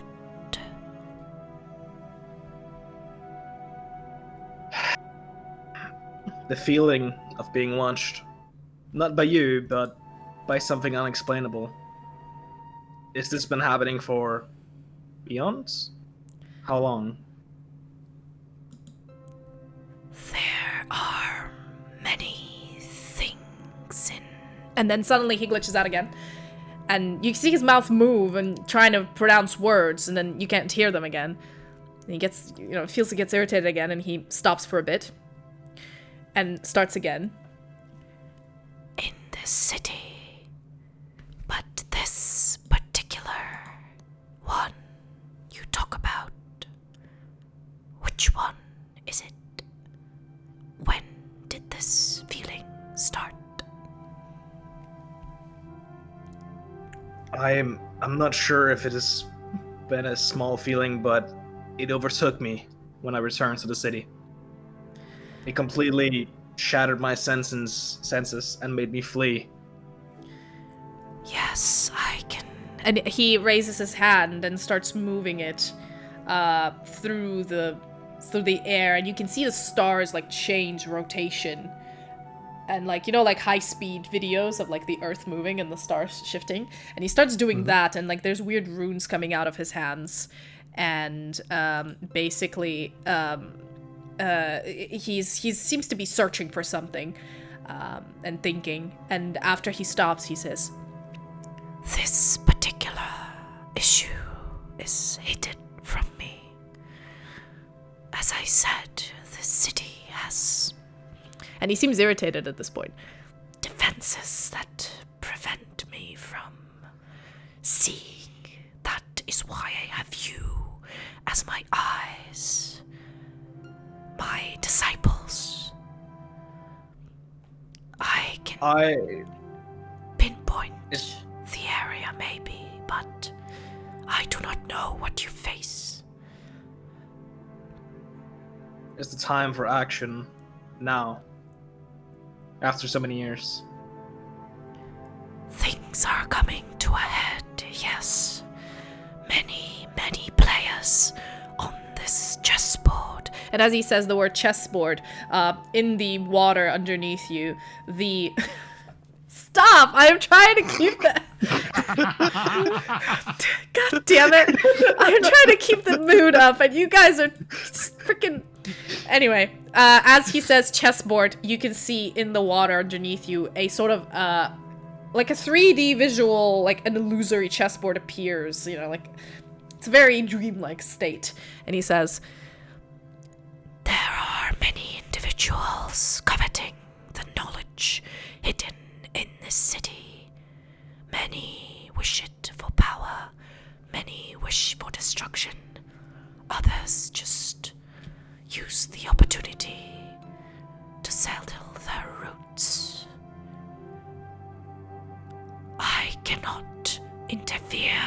and at this point you notice the anger, and you've heard him say this before, that this Galai cannot interfere in Lodenbra. There's something preventing him, and he himself cannot even reach to you, his disciples, through dreams a lot. Like, this happens rarely, and even when he does, he's very glitchy. He says, "I can only give you some of my power, some warnings, but no concrete answers, I am afraid. However, it's been..." And he tilts his head again. 20 years. I don't know why that number. 20 years. It will happen soon. Not in a few days, but soon. You have some time, but it is running out. And at this point, you blink, and Galai is like right in front of you. And places... I don't like react at all. I'm like, I don't care if he does anything to me. This happens often. I bet you don't care if he does. This happens often. He's incorporeal, so he's like a ghost. And he places a hand on your... Are you bowing, or what are you doing? You're just standing there. If he came that close, I would bow. Okay, as you're bowing, he places his hand on your head, but you can see the hand in front of you, but you do not feel it. He is incorporeal. He doesn't have a physical form. But you can feel the strange, like, you know when you walk through mist, you have this weird, like, feeling of something, but not physical? So you feel that little, like, coldness and mist, arcane mist on your forehead. And he tells you, I've lost my train of thought because you kept trolling me. He comes up to you and says, "You are the most promising of all of them. I don't know why. That's pretty disappointing. I have connection with you, but I cannot help more. I trust you, Pax Obsidian. You need to investigate this. It is important for the well-being of not only your family, but the whole city as well. With all my mind and heart, my lord. Do my will, and I shall reward you with more power. And then you blink, and he disappears. And you are still in this lake. Stars. All that location. Unfortunately. I stay in there for a little while, just contemplating, Sometimes... looking toward the water. Yeah, the stars are quite hypnotizing. It's a really good place to sort of meditate and relax and, you know, to think about things. The more you start trying to piece things together, you can see the water underneath you on the, like, crystal lake. If you're not moving, it starts to, like, things start to float up, like, the visuals and images. It's like a visual aid kind of thing. So if you'd like to make an investigation check to see if you want to discern some clues or, you know, to connect some dots, this is actually quite a good place to do so. The realm of Galaife is the realm of the Whispered One, the god of knowledge. Finally. Can The I- god is right where you can touch them. Can I project the Yes, you can. what's it? Fucking hell. You know the table and the blood rituals and all that? Mm-hmm. Can I project that? Yes, you can project the rocks, the grimoire, the way you saw it the first time you saw it, and the actual circle, but you know that the runes that are in it are not correct, because these are still from your memory. This is the realm of your mind. You cannot recreate them completely, but you can recreate the rest of all the skulls and blood and all that stuff that was around it. I did copy down 3 symbols that I remember. You think they are correct. So you just look at this, what is it? You look at the magic circle and you see these 3 runes repeating, which they didn't, but your brain just creates a repeat, because that's the only thing it remembers. Okay, I want to study the circle. Because that I remember. I don't remember the words being utilized, but I can see the signs within the circle itself. That I want to investigate. Okay, so you do give me an investigation check with advantage, because you have a visual aid and basically a mind palace. I gave you a mind palace. Please give me an investigation check that could be decent. I beg you. Fuck you, game.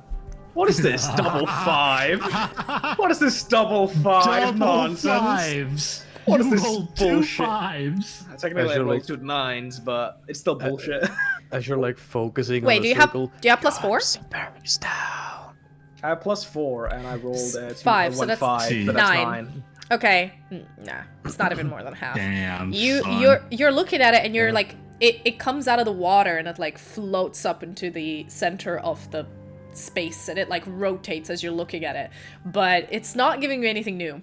You probably figured that this is where the hag used probably fiendish magic that you've probably figured out by now to create these ghouls, because from the quick read of the book you read with Trarel, you figured out that hags can't create ghouls. They can kill things. They are Feywild creatures, but they cannot like transform a human body into a ghoul. There's no way they could do that. That's not a power they possess.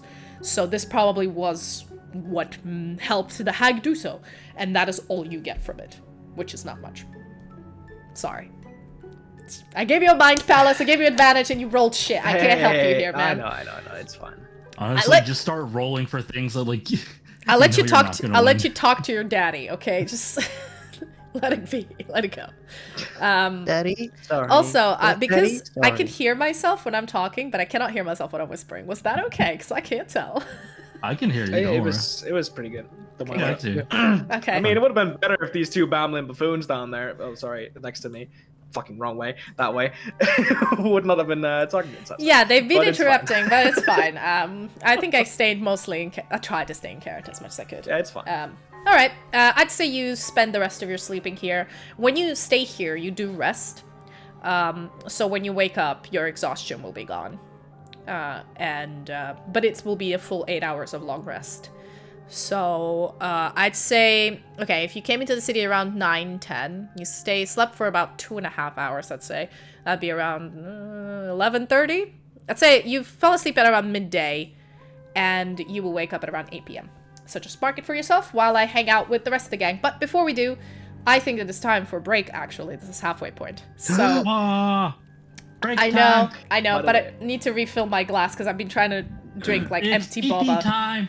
But yes. By the way, did we level up from this entire experience? No. Yes, but not you specifically. No, I have my own leveling up system, so not yet. I'm not gonna level you up after 2 battles. Come on, guys, that's not fair. Wow. I mean, Hey, I almost died like 3 times until this point. Almost I died think once it's fair. too. Why do you think Listen. that almost dying gives you experience? If anything, it takes away from it. You're clearly doing something wrong. You're not learning. he's slowly learning how Hey. not to get one shot by a We, tape. we learned from failure. Come on. Yes, Learn best well, defender. because we're kind of just on a suck. break now. I'm just gonna say this. There is a system where I'm sort of tracking how far you guys are going, and I did tell you before that every time you attempt something, if you get a natural 20, I give you a little bit of a boost. If you like try to develop your techniques or work on yourself, I may award you some XP for that. It's not going to be just combat, but I'm sort of tracking my own experience points in a way, to then level you all up at the same time. So it's not going to be like one of you reaches okay. level 4, and one of you doesn't. that I'm note- just seeing how far you get. At least I feel like if one of you hits that threshold that I set for you, then all of you will level up. I would like to argue that I'm ahead of Bax because I have not fallen unconscious to a table before. Sure thing. I feel done like a bit. losing the Okay, everyone. boost, you know. Okay, well, everyone. in order to catch up, can I use my mind pass the rest of the time to like practice spells? Okay, I'll let you do that. I mean, that's the thing. If you guys want to willingly practice on yourself and try to improve yourself, I will award you experience for success. I'm gonna do the drunkenly thing of trying to shoot my bow and arrow and hit the targets. It doesn't have Wherever to be those bow are. and arrow. So, like for you, Sildanna, sometimes it's working on your mental health. I could award you XP. It's more like every time you try to develop your character and try to grow as a person in some way, even if it doesn't succeed, I will still consider and award you XP for that. And then, so apart from battles, which definitely give you experience, like battle experience, and then I will tell you where you'll level up, because I think it's faster and simpler than you guys tracking your XP or milestone, because Yeah, that's fine. I want to make it a bit more That's fine. realistic. All right, going on break. All right. 5 minutes. Be right back. BRB. Bearba.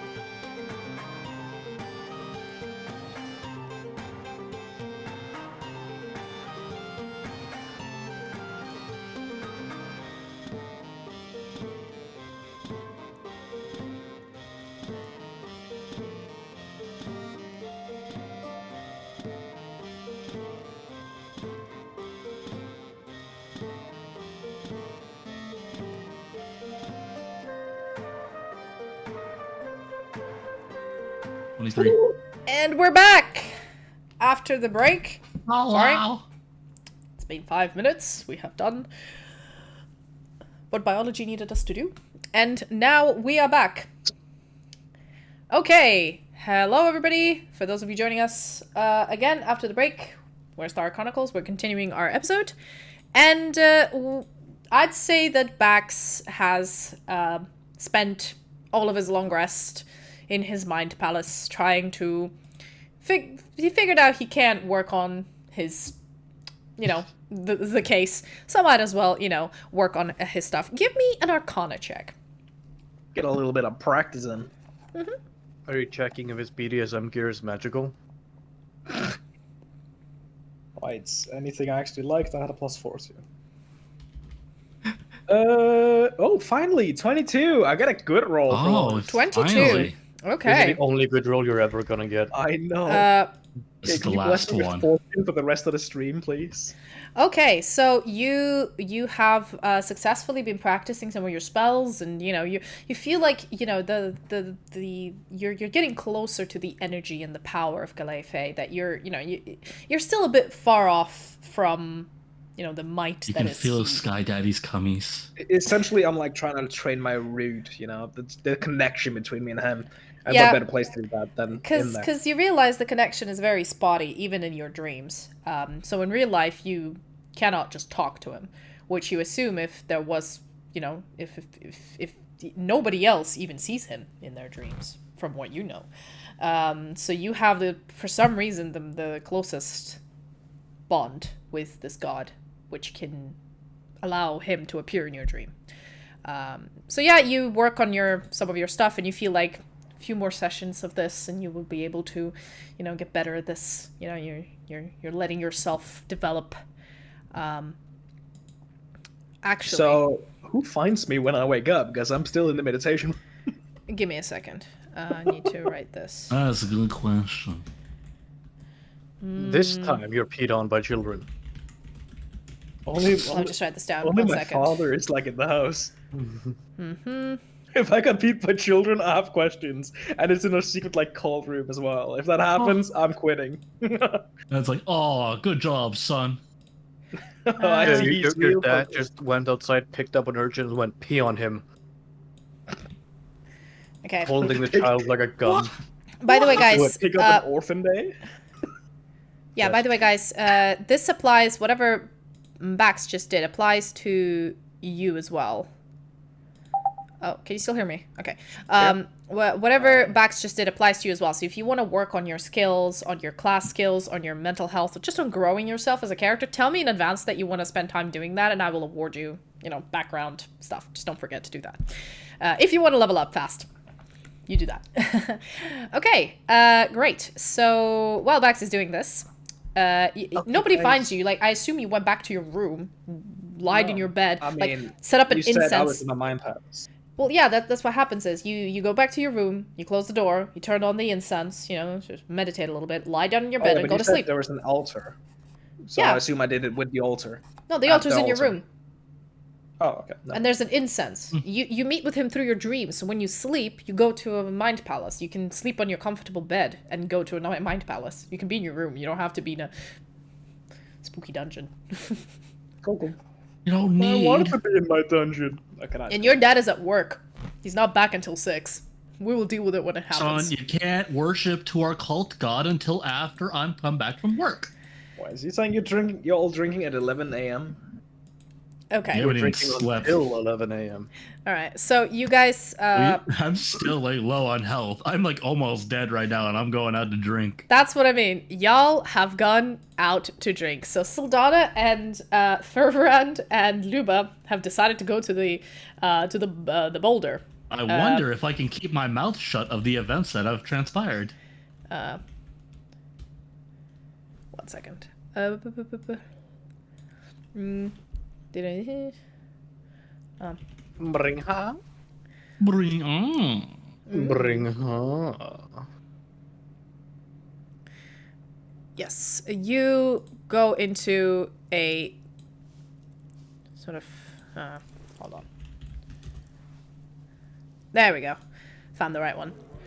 So you go into the bar, and even though it is around midday, 1 a.m.-ish, it's full of people.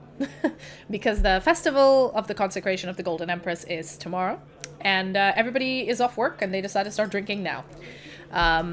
You guys head over to your friendly neighborhood bartender that you remember from the last This is time. the first time I've been here. Well, the Sildanna remembers him, and he sort of looks at you, remember Sildanna, you. nods, Hello. and It's me again. says, "All right, what you want? Just don't puke again."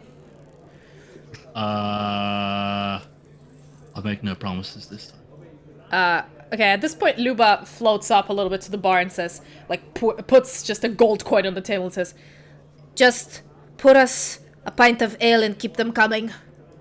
He looks at Luba and goes Please. like, "Right, okay." She says, No hard liquor. We had a rough night. He says, "Alright, don't care, but sure thing." Pours you both a pint of ale, and you as well, Fervorand, and Yay! at this point, Freebies! yeah, Luba sits down on a chair and puts her head into her hand and starts just she is going into this Yeah. pint of beer like I a am. champ. I go with her as well. Almost at the same time. Okay.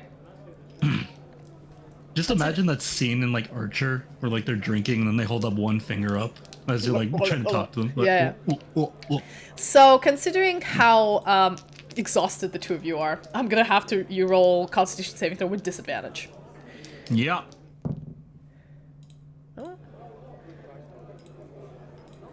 This is probably gonna go well. Hold on. Oh shit. One of those was a nat 20. I rolled a 3. F3. Okay. Oh shit, I forgot what Luba rolled. Let me do it again. Oh, Oh, actually, it's the so same. sad. Yeah, she rolled an 11. You take one pint, start on the second one, and you start feeling completely woozy, and you're gonna pass out any moment now. Luba is holding her own a little bit more. For Veranda, you're drinking with these two. I'm drinking casually. I'm not slamming like- it down my gullet. Okay, then just give Yeah. me not without disadvantage. Just give me a Constitution saving throw, because you are tired. Do I? So here's the thing. I do have poison resistance. Does that help in any capacity? I'll say the DC is lower for you.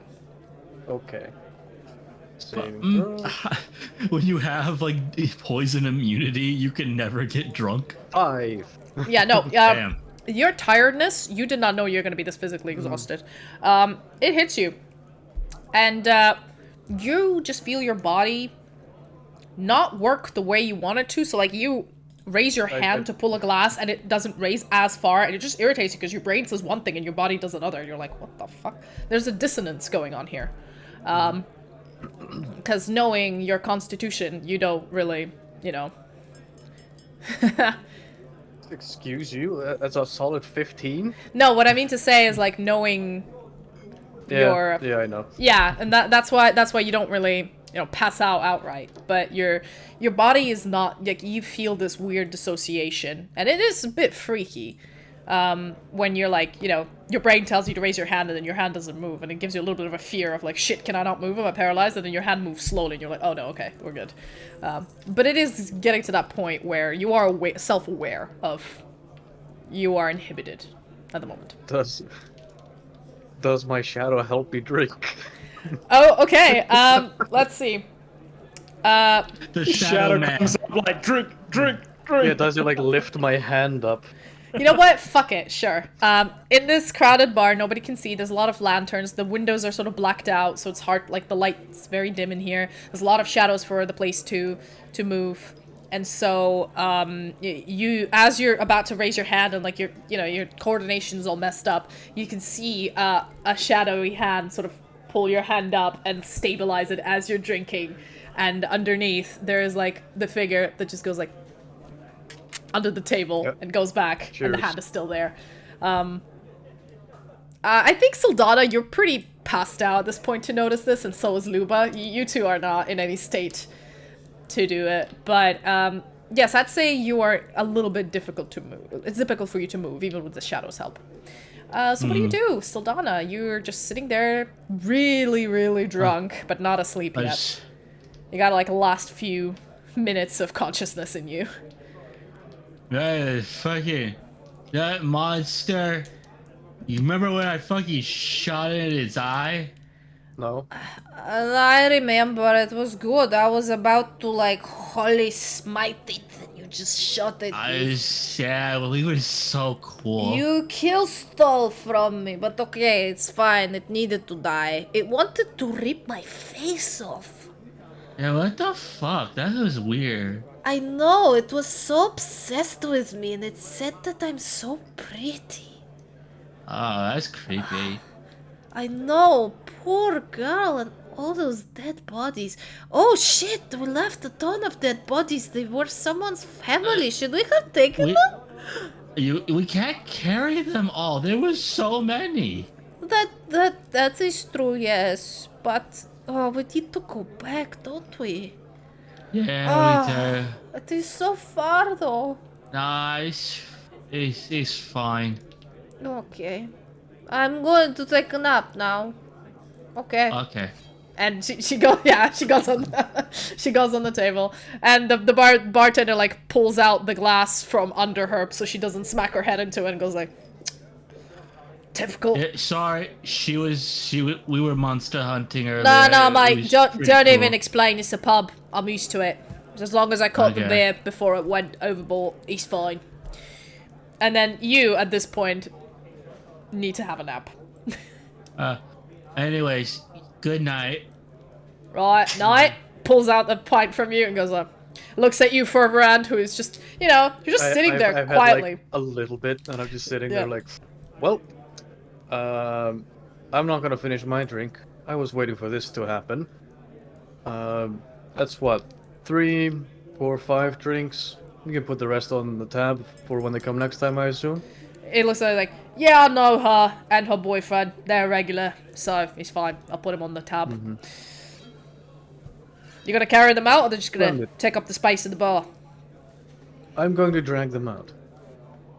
And he looks at you, just sitting there, your hand shaking with the beer, barely lifting his Do hand. you do Sure. it and your shadow man does it? Sure. No. I'll believe you, but I'm not helping you, so Yeah. you do you, my man. Don't worry, I got this. And I pull out my rope. Okay, what do you do exactly with the rope? I tie around their waists in like a chain, and I just go, well, and I grab one Why end don't as you I... just fucking noose us? It's by your waist. Calm down.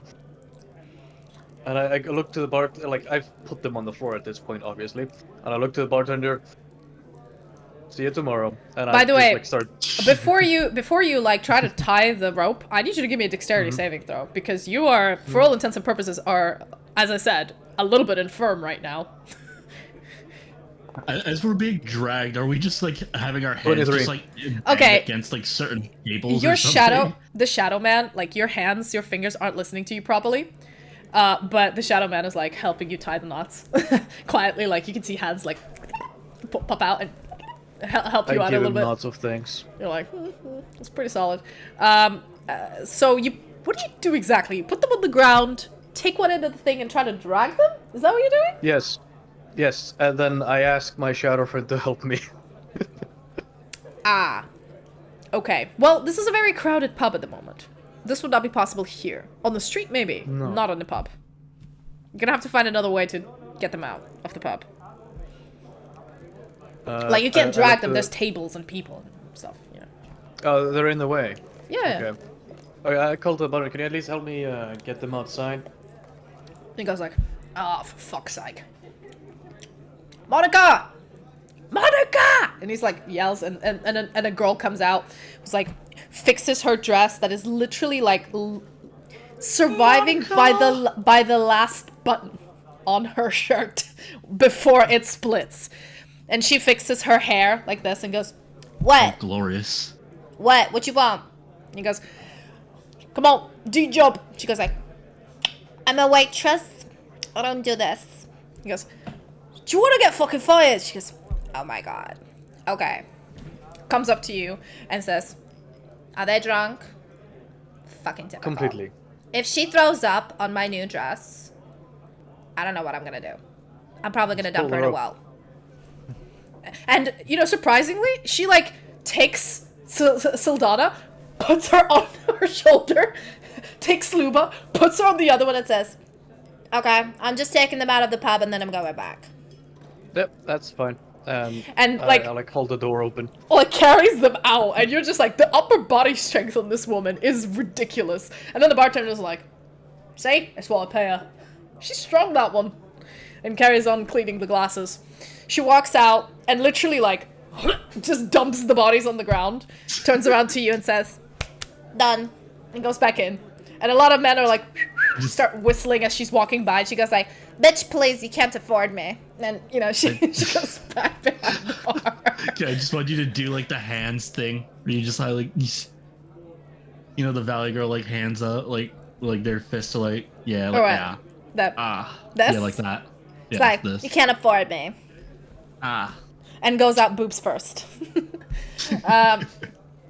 Okay, you have 2 bodies outside of a pub, and you are slightly infirm for a round. Let the dragging commence. I just like to imagine that just like some people just walk by and accidentally kick our heads or something. Okay, so let's do it this way. I need you to give me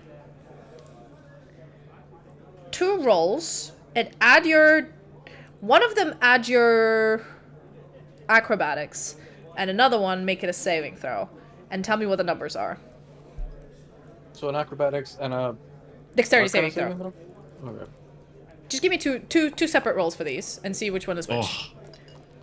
Oh. 9. Okay. Oh, these are great. 15. Okay, so you manage to, like, mostly lift them off the ground as you're walking forward. The shadow boy is trying to, like, underneath them to, like, lift them off the concrete so they don't hit their head, but he cannot do it all the time because depending on the lighting, and it's also, like, trying not to be seen by a lot of other people, so it's, like, you do bump your head here and there, so I'd say, depending how far you drag them, if you drag them to the inn, it's not that far, but I would need I'm dragging them to the inn. Okay, I need you... let's see, I'll roll how much. You take some damage. What is the percentage chance of me getting a concussion? Well, let's see how much damage you because take. of this. Reroll your character. How much damage am I taking? Okay, you take 2 damage, so does Luba. Okay, I'm almost dead now. Indeed. Okay, actually, let me check. Wait until he tries to get you up the staircase. Accidentally hit that again. Yeah. 1 second, I'm just trying to see how much health Luba has. Because she hasn't rested. Oh no, she's fine. She She's took any fine. damage. No, she did. At the end there. She got paralyzed. Okay, no, we're good. She's fine. You two take a little bit of damage as you go to the inn. Okay, Sildanna, I need you to give me a D100 roll. And before you do it, let's just say that when if you roll, you're gonna have a, let's say, a 10% chance of getting a proper concussion, and another 10% chance of waking up with exhaustion, because I'll call it exhaustion, like a disadvantage on things, because you're gonna have a killer headache but not a concussion. Oh, is it like I roll a 10, I get concussion, No. I get exhaustion? If you roll like 90 and above, then you get a concussion. If you roll 80 and between 80 and 90, you like just get a headache, and anything else, and anything else, and anything else lower than 80, you're kind of okay. It's an actual 100. Just wait for Let's okay. I'm okay. Oh yeah. 7. Roll the 7. You are fine for some reason. You managed to avoid. You managed to avoid some. Yeah, you rolled pretty fucking well. You managed to avoid a lot of issues. 7 there. Holy shit. Yeah, you managed to avoid a lot of issues. And the shadowy boy tried to his really best to keep your head off. Like, he's like, oh, well, bump her legs and knees and arms, but not the head. Shadowy boy knows what he's doing. So you two are fine. You get dragged back to the inn, which takes you a while.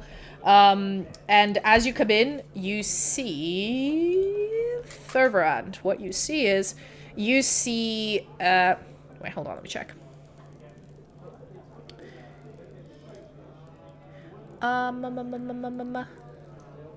Ooh, yes, 1 second. What are you doing? It's really confusing. No, I'm looking at Ferverand. He's like playing around his house. Doing magic. Yeah, right. So as you enter the inn, strange. As you enter the inn, you see the usual sort of deep pillow tavern. It's perfectly normal. You see Eris. You see Eris behind the table, but she is doing something weird. She is standing and like babbling to herself. She's quietly, she's sort of speaking weird nonsense, like, and she's looking at the book and she keeps flipping it and keeps saying something, and like as you come in and there's like a ding ding ding ding ding, with a bell, she completely ignores you. Doesn't seem to see you come in and do anything, and doesn't seem you dragging two bodies.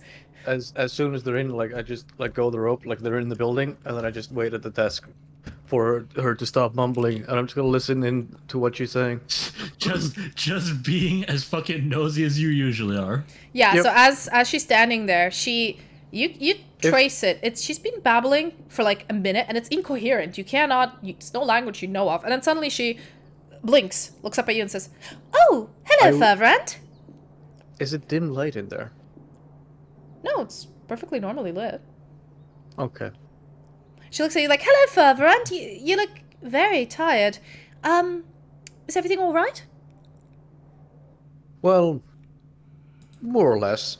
I have Sildanna and a member of the Garda with me, and Just hear me moaning on the ground. Yeah, she looks around and says, "Oh no! Why are they on the ground and why are they tied up? What's going on?" well, they're drunk, and going and dragging one of them, dragging them one by one is a bit of a hassle. You didn't have to. I mean, we're nearby. You could have just asked someone to come and get them. I mean, I have staff here. We can help you.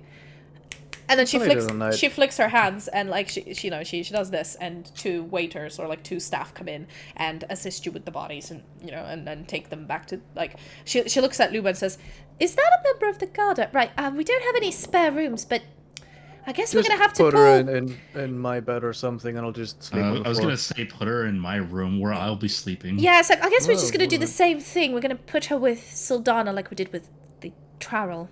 Okay, and just it'll be fine. They're both drunk. It'll be alright. Whichever. Is Trowel still in my room? The staff sigh. You don't know. You're unconscious. The staff sigh. Yeah, the staff sigh, and you guys are taken up to your rooms. And then Eris looks back at you for around and says, like, next time if you get really, really trashed, you don't have to carry them along. You can always just send a messenger boy or someone to the inn, and we will come help you. It's not that far. I mean, we provide that service. People do get drunk a lot, so... Do tell me, though, Ares, what is causing you so much distress? Distress? You No. incoherently mumbling, flickering in your little ledger. What? I wasn't. What are you talking about? And she looks down and goes like... Yeah. I've been standing here for probably a solid full minute. What? No. I mean, I sometimes talk to myself and I do calculations, but I don't recall doing that. That would be weird. Which is why I'm calling it out. Yes, well, I'm pretty sure you must be mistaken, because I don't recall babbling at all, so... Have you visited the church since the incident with the sentient furniture? No, I was actually quite busy with work here, so I was in the inn all this time, really. Anything strange happened since then? No, actually, everything's been going smoothly now that, I've sort of had people help refurbish that room, so it's going to be, after we get some furniture in, it's going to be ready for, more customers, and the kitchen's been doing well, people are coming in, people are coming out, there's no incidents, there's some drunk people because the festival's coming up, but, that's normal. Nothing very odd, so... Well, thank you, by the way, about that. Still really relieved that I can now run my business properly. No, not a problem.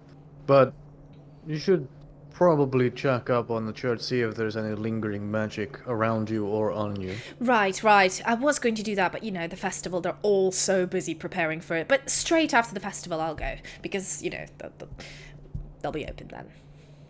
Mm-hmm. Well, then I'll be in my room. Of course. If you need anything else, just ask either myself or any of the staff. Thank you. Will do. She seems pretty normal. Whatever that babbling was, it was a singular thing. Babbling. Yeah. I'm gonna miss the final step and fall down on my face. On purpose? All right. Not on purpose, because I'm probably fairly drunk, despite the little amount of alcohol I consumed. Yeah, but your drunkenness appears in a different way. You're perfectly coherent. It's just your body. You're holding yourself together. It's not listening. Yeah. So as you're going up, and last step, you're about to trip and face plant. You have a shadowy hand mush your face just above the ground, so you don't smash it in. But it is. It does catch you like this, or something, and pushes you back up a little bit as you stand up. You make it back to your room. Courteous bow and then go to the room. Cool. All of you have now passed out for, I'd say, a good 8 hours. I'm not going to give you less sleep. Y'all have a long rest, motherfuckers. But I'm guessing we're going to be exhausted. You are going to... Actually... Actually, wait. I already succeeded that roll, didn't I? Yeah. I did say, if you were rolled an 80 to 90, you'd just get exhaustion. But no, you're fine. You just needed a long rest, and you had your 8 hours, and you're perfectly okay. And same thing with you, further around, you're in your room sort of just chilling and waiting for your metabolism to keep up with what's going on. Meditate the whole poison away. Cool. So I'm just going to time skip quickly. It is now about 8 p.m. It's the evening. You Yeah. slept the whole day away. First one who wakes up is Bax, because he went to bed first. And you sort of wake up to the smell of cooking from the kitchen downstairs. I thought you were about to say cocaine. I don't know why. Wake up from the smell of cocaine. Get high for cocaine. You wake up from the smell of cooking, and you hear like movement downstairs, so you probably figured out that someone's home. I wake up and I move downstairs. I kind of like pull myself off. Wake up. Yeah, Kind of going.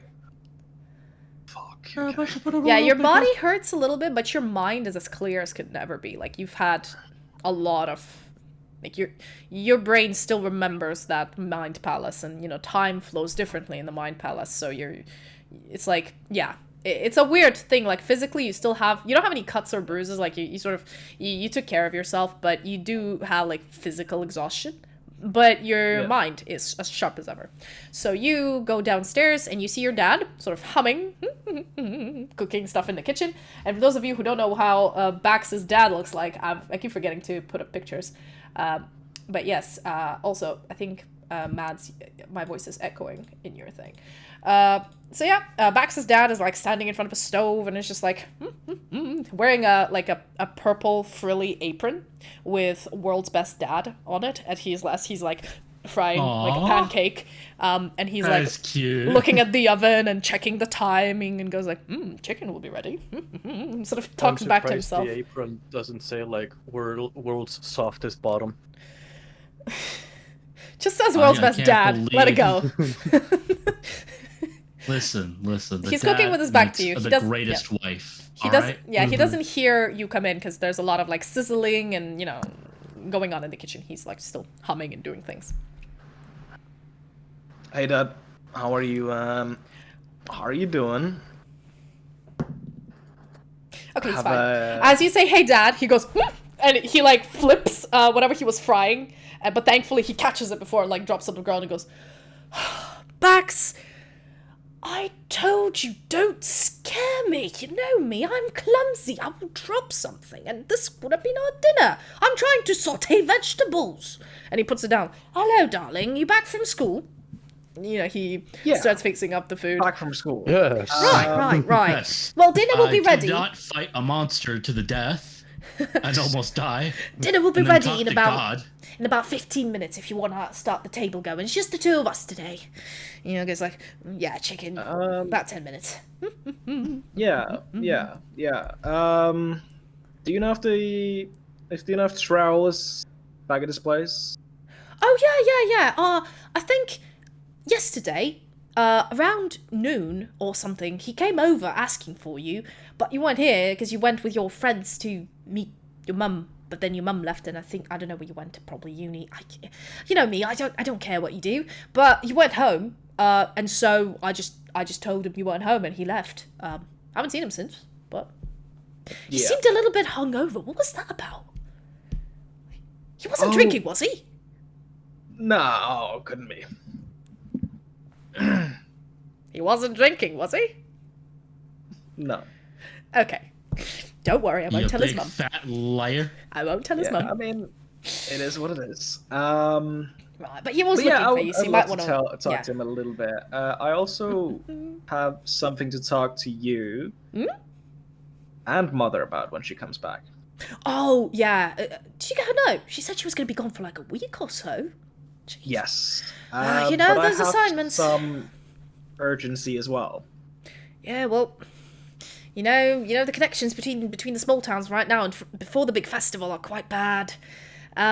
Even something that is with our lovely neighbors and possibly also our aunt, if you know, catch my drift.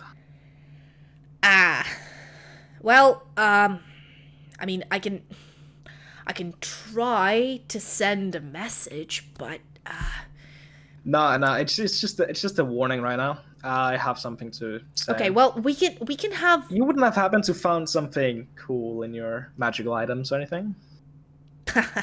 Oh, you know how your mum says I just peddle junk, as she says, but no, unfortunately, most of my wares are just, you know, curios of sorts, you know, collector's items, but nothing really magical. Bless you. bless you. Bless you. Jeez, bless you. Twice. Are you okay? All right. Okay, sorry. Either way. I tried to mute myself, but Except the whispered one over here, sneezing. I'm just in your closet, just sneezing.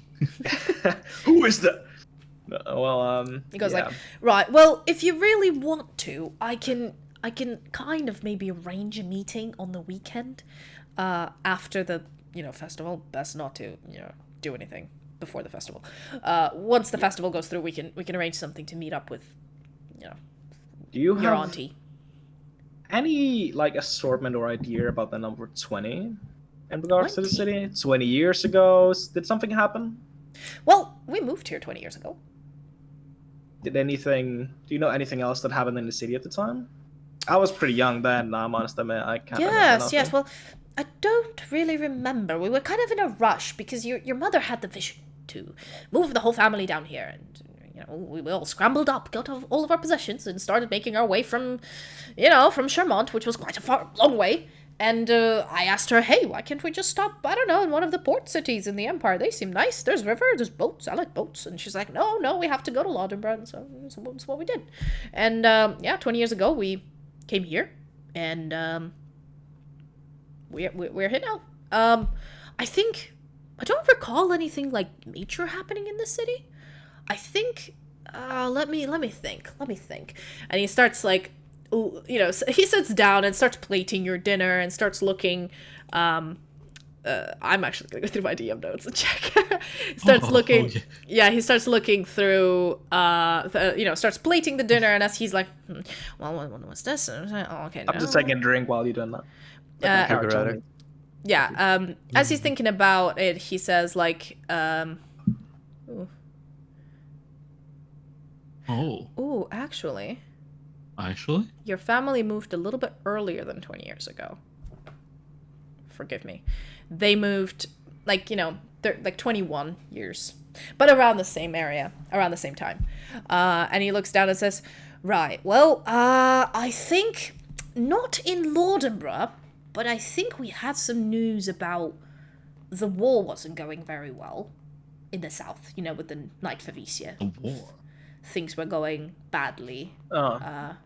They've lost a lot of ground, some setbacks, and then it took them a very long time to only recently I think they've retaken the area. So I think that was the rumor going around, is something wrong with the Empire's, army, blah, blah, blah. Have we lost the blessing of the goddess? But then, it all worked out, so I guess it's fine. Do we have any records of that war or anything in our hands? Oh, yes, of course. No, it's in the history books, naturally. It's everywhere. Okay. I mean, as much if we had any information that would be a little more hidden. No. I mean, it's in Knight Favisia. It's way far. I think your mother literally just came here, and she would know more because simply she runs around. She's in the ranks of the Garda, but generally it's only the army that is actually directly involved in the war, not There's a thing I wish to divulge with you, Father. Okay. And before you say anything, as long as you use protection, I don't care. But please tell me use protection. Technically speaking, I meant according to something different, but I'll keep it in mind. Okay. What is it? I meant to say that I had a vision today. As he was drinking something, he oh, right. Any news? I had a direct conversation with him. Ish. Wow. Well, no. I mean, I've heard you do that. Just wow. Okay. And? I'm going to go into a little more detail when we have the full family there. But one thing you should note that I find important to tell you is that 2 facts was cemented there. Well, there's plenty of facts, but the thing is, action might be happening soon. Something that we have to react to and something we have to do. The piece of the city might be compromised in a different way than usual. And 20 years, when I told you, or 20, the reference to that was not just a number I randomly put up.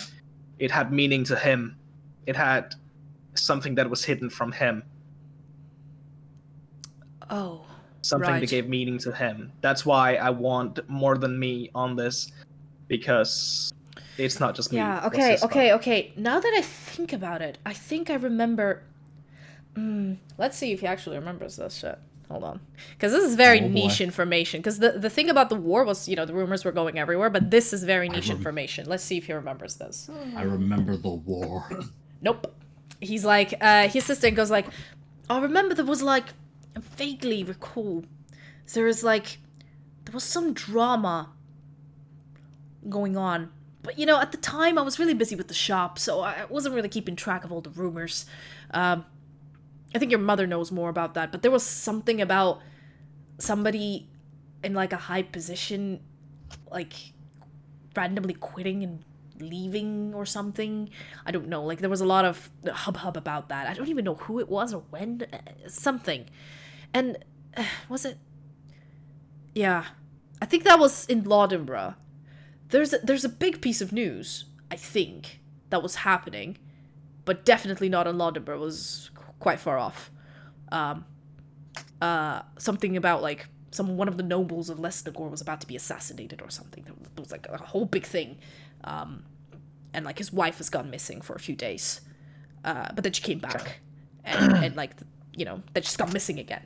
It was like they were trying to keep it hush hush, but obviously everybody started, spreading rumors about it. But again, I'm sorry, I vaguely remember this has been like almost 8 years ago, 10 years ago. This last drama, but things have like, I don't know how it was in the Empire before 20 years ago, before we moved here, but since we moved, there's only been like very few, nothing ever happens here. So there have only been a few select things that happened, but... You think, just out of context, do you think my mother will kick my ass a little less when I say that he is in on it as well? Well, I'm sure she won't be happy, but she won't be able to stop you. She won't take it out on you, but she'll let you do it. You know her. Okay. Either way, so begrudgingly allow. I wanted to give Trevor as well, because there is some information I might want him to decipher. Jesus, words. Okay. Well, it's you'll have dinner. But enough of that. Shall we eat dinner first? It's a lovely meal. Yes, it's getting cold. I spent the last hour and a half cooking it, so it'd be really a shame if it just died. I hate to ruin your cooking like this. It must stress you out. This. I try really hard, and okay, let's just see. The chicken's great. He's a good cook. He does this often. Your mom's too busy, so he's the one. Speaking of that, if you can find some items or anything that is of a little more powerful nature, that'd be great. Sweetie, you know me. Hey, you'd be fascinated by it, and it would help us. I mean, hey, if I come can you pop down the magic item store? If I find something magical that comes my way, I work at a pawn shop, right? If somebody brings in something they want to get rid of, I will buy it off of them, right? If they don't, I mean, we're not poor, but we're not that rich for me to just go around magic item shops and spending thousands of gold on things, I've heard what the end of the world, opinion on that as well. Don't worry about it. Yeah, it's all good. But if there's something you really, really need, I'm sure like if you bring it up to the family, we can maybe a little more of a protective cloak. That'd be lovely. Yes, I suppose if you're going on a quest or on a mission, then I suppose like maybe we can see if your mom can wrangle something up when she's back. Quest. All right, cool. You have your dinner. Your dad is having a lovely chat with your dad, and I'd say this takes your evening. So, do you have any other plans before night? Because it's like by the time you finish with dinner, it's like 9 p.m. Going to travel, basically just that. I was essentially just gonna finish dinner with him, have a lovely time, kind of cheering up the mood, and then go. So because I want. Okay, by the time you finish dinner, Sildanna. For Varand, you're awake. You're Wow. Your body is now Okay. moving normally.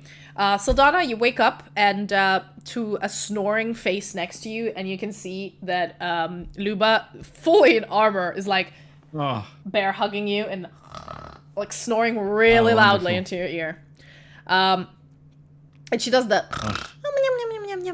oh, she's a snorer. She's a snorer. And yeah, the armor is like eating into your like. It's pressing into you a little bit, so you're like trying to shift her off. But you are awake now. I get up, and yeah, what can I tell what time it is? It's dark outside. The windows, like it's dark, and you can hear them like the hub from the restaurant. So it Okay. is like not very late at night, but evening. You can tell that it's evening. Okay. Is there anything that I'm supposed to be doing?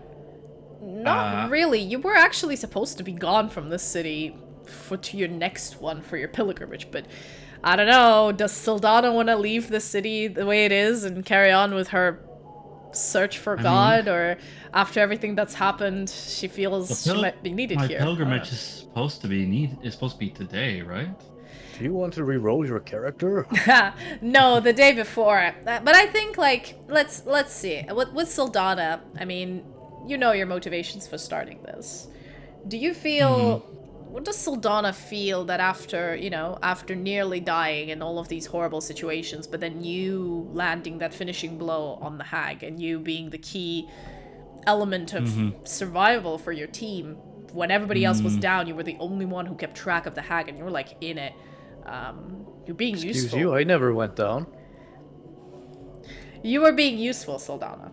And this is not something you felt in the last 20 years you've been. All Or I around think right 20 now years, is, yeah. damn, I'm gonna need a few more drinks. Yeah. But cool. In the morning with a hangover. I'm still in this town. Okay, that's cool. But yeah, it's okay. If you want to carry on to the next town, that's up to you. But I mean, like, seeing as to what happened with Sildanna all through, if you knowing your own backstory. I've already missed would the you- one trip that I was supposed to make now. Yeah. But I mean, you were supposed to leave this town yesterday and start your journey to the next one to make it. So, you could catch up at some point, but do you want to? oh well, That's the I don't question. know. All right. I had a whole goal, didn't I? Yeah, you did. You wanted to go on this pilgrimage to, as you said in your words, find yourself and find a purpose in your life. You know what? I'm thinking like maybe I'll try. I'll see what happens tonight, and then maybe tomorrow I'll try and get ready to go. Yeah, And see because if I that's can the catch thing. up. Like, because it's a whole year trip, if you spend a little bit longer in one town and then move to the next one, if you like try to speedrun it, you can stay a little bit longer in one town and then sort of rush through the rest. It's not impossible. No, People have done it. No, but you can't stay for like a month or something unless you want to not Exactly. like ditch the pilgrimage or whatever. But the idea is, yeah. So you know that the festival is coming up the next day, and it would make sense that the consecration of the Golden Empress, which is the biggest festival in Laudinborough and in the country, it is literally the day the empire has started. It's like Independence Day in the US, basically. Sort of like, oh, this is the day the empire has officially began and they crowned their divine. So this is the idea that it is the two cities where you would want to celebrate this would be Lesnagor or Laudinborough. And you're in Laudinborough at the moment for it, so you're like, might as well stay for the festival. I think that's what I'll do. I'll just like stay for the festival, and then let's say I'll just get ready to go. Okay. So That's my you wake up with Luba still snoring in your ear. You push her off. What do you do? I go downstairs and I look for that. I'm not hungover right now. I'm assuming. Not too much. I'd say you got a bit of a headache, but not too bad. Could be worse. So I'd say like I probably like a good hearty breakfast will probably like. I mean, it's evening right now. Really help. You can't have breakfast at Usually- evening. Oh no. I just go have a hearty meal and just something. Yeah, have a hearty meal. Yeah, there's a lot of other patrons. There's some music happening. There's like some people enjoying themselves. They're all getting ready for the festival the next day. Everybody's so excited for it. There's a lot more patrons in here. Some people came in just for like the overnight for the festival, and then they'll be gone. Fervorant, what do you do? I'm sorry. Well, considering it's late in the evening, I have my do not disturb sign on my door, and I'm gonna see if I can designate an effective way of non-verbally communicate with my little shadow friend. Okay, so your little shadow friend pops up, and with this, you're alone in the room. What do you do? Like, you try to create a sign language or something? Pretty much. Okay, I'm like teaching him signals. I'll say, give me an Give me an intelligence check with your stats. With intelligence check with what? Just straight intelligence check with your stats.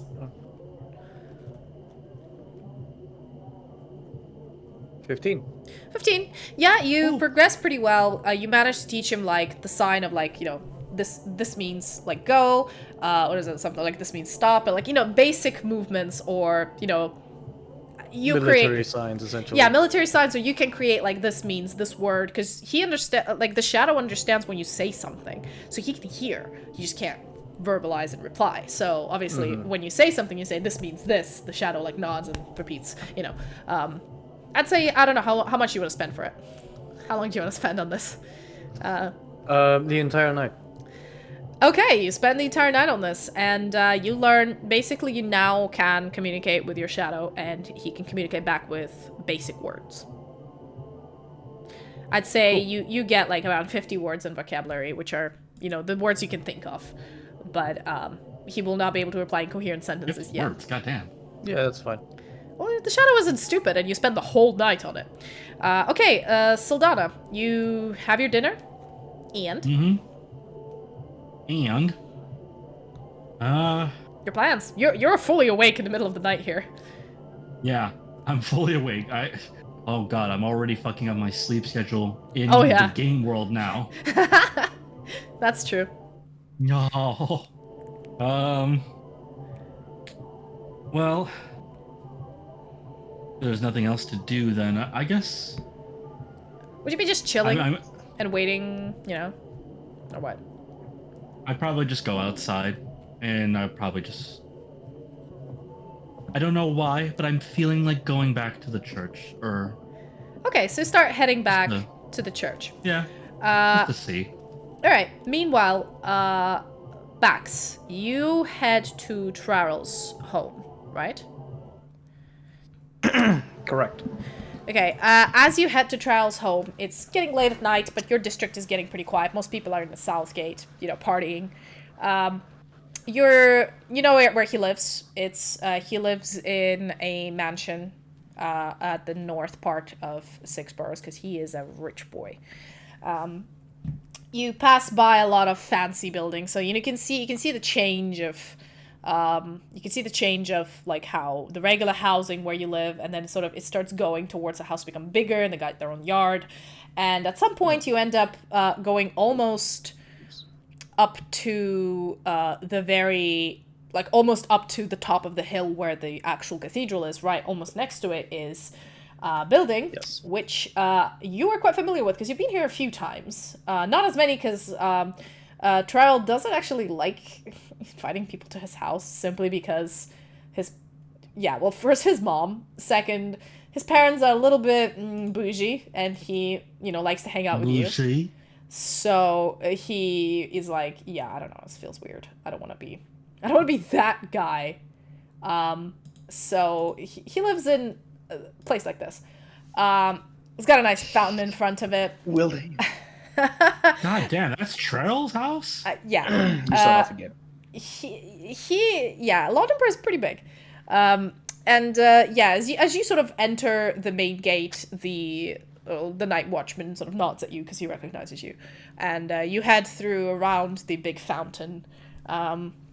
So obviously at night it's all lit up and all pretty. There's like ghost lights, or not ghost lights, but like the fairy lights all around, and you can see like it's all lit up, and you can see some decorations that weren't there usually, and they're there for the festival.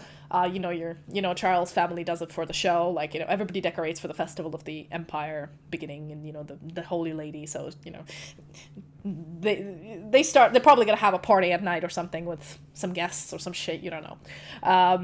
So you head in, and the servants are still moving around and working. They nod at you, and they're all busy running around dealing with the kitchens, and you can just walk in. It's more like if you were an unknown, you would be stopped, but because everybody recognizes you, you sort of walk through. And you go to I'll go Charles' to his room. Yeah. So you've been here a few times. It still is confusing. Place is big, but you asking like a maid here and there. You ask like, how do I get to Charles' room? And she points you over.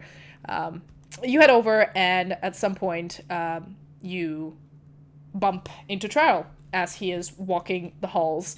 He seems a little bit frazzled, but when he sees you, he seems to be extremely happy to see you. He looks at you and says, "Oh my god, you're not dead." He's like, "Oh my god, Bax, hold on. Hold on. I'm looking for the NPC so I can show you what he looks like. For some people who don't know. He looks up at you and says, "Oh my god, Bax, are you okay? You've been missing for like over a day. I've tried to find you yesterday. He's been gone for a day. I've been trying to find you yesterday, and I heard that the last place you've been to was the district office, and so I went there, but you were gone, and I've tried to find you, and I couldn't. Are you okay?" Yeah, just went hag fishing. Okay, and he looks around at all the staff and sort of grabs you by the shoulder and says, "Right, not here," and he pulls you to the balcony. I was talking about an old lady. And pulls you that out loud. Yeah, pulls you into a balcony and then down some steps and into the garden, so away from the house and all the servants. And as you guys are walking in this nice like covered garden, he's like finds a bench, sits down, and goes like, "Right, it should be a bit more quiet. What happened?" Well, we discovered its location, and we tracked it there. Hold on. You went alone? No, God no. I did have reinforcements. Okay. But it was a little tougher than I anticipated, but it is dead. Right. But yeah. The girl did not live. Right. That's horrible. But you're all... Make sure you speak of this to nobody. You're all unharmed, right? You're all okay? I mean, we were very ruffled up, but we lived. Okay. Right. So, I've got good news and maybe kind of bad news. I don't know how you're going to take Honestly, this. Same. Right. Who wants to go first? Right. So I've been reading, and I've been asking around because, well, you were gone and I had to do something. So I just walked around some people I knew, put some contacts, asked Dad for some contacts, ask some people. And I found something, I think, like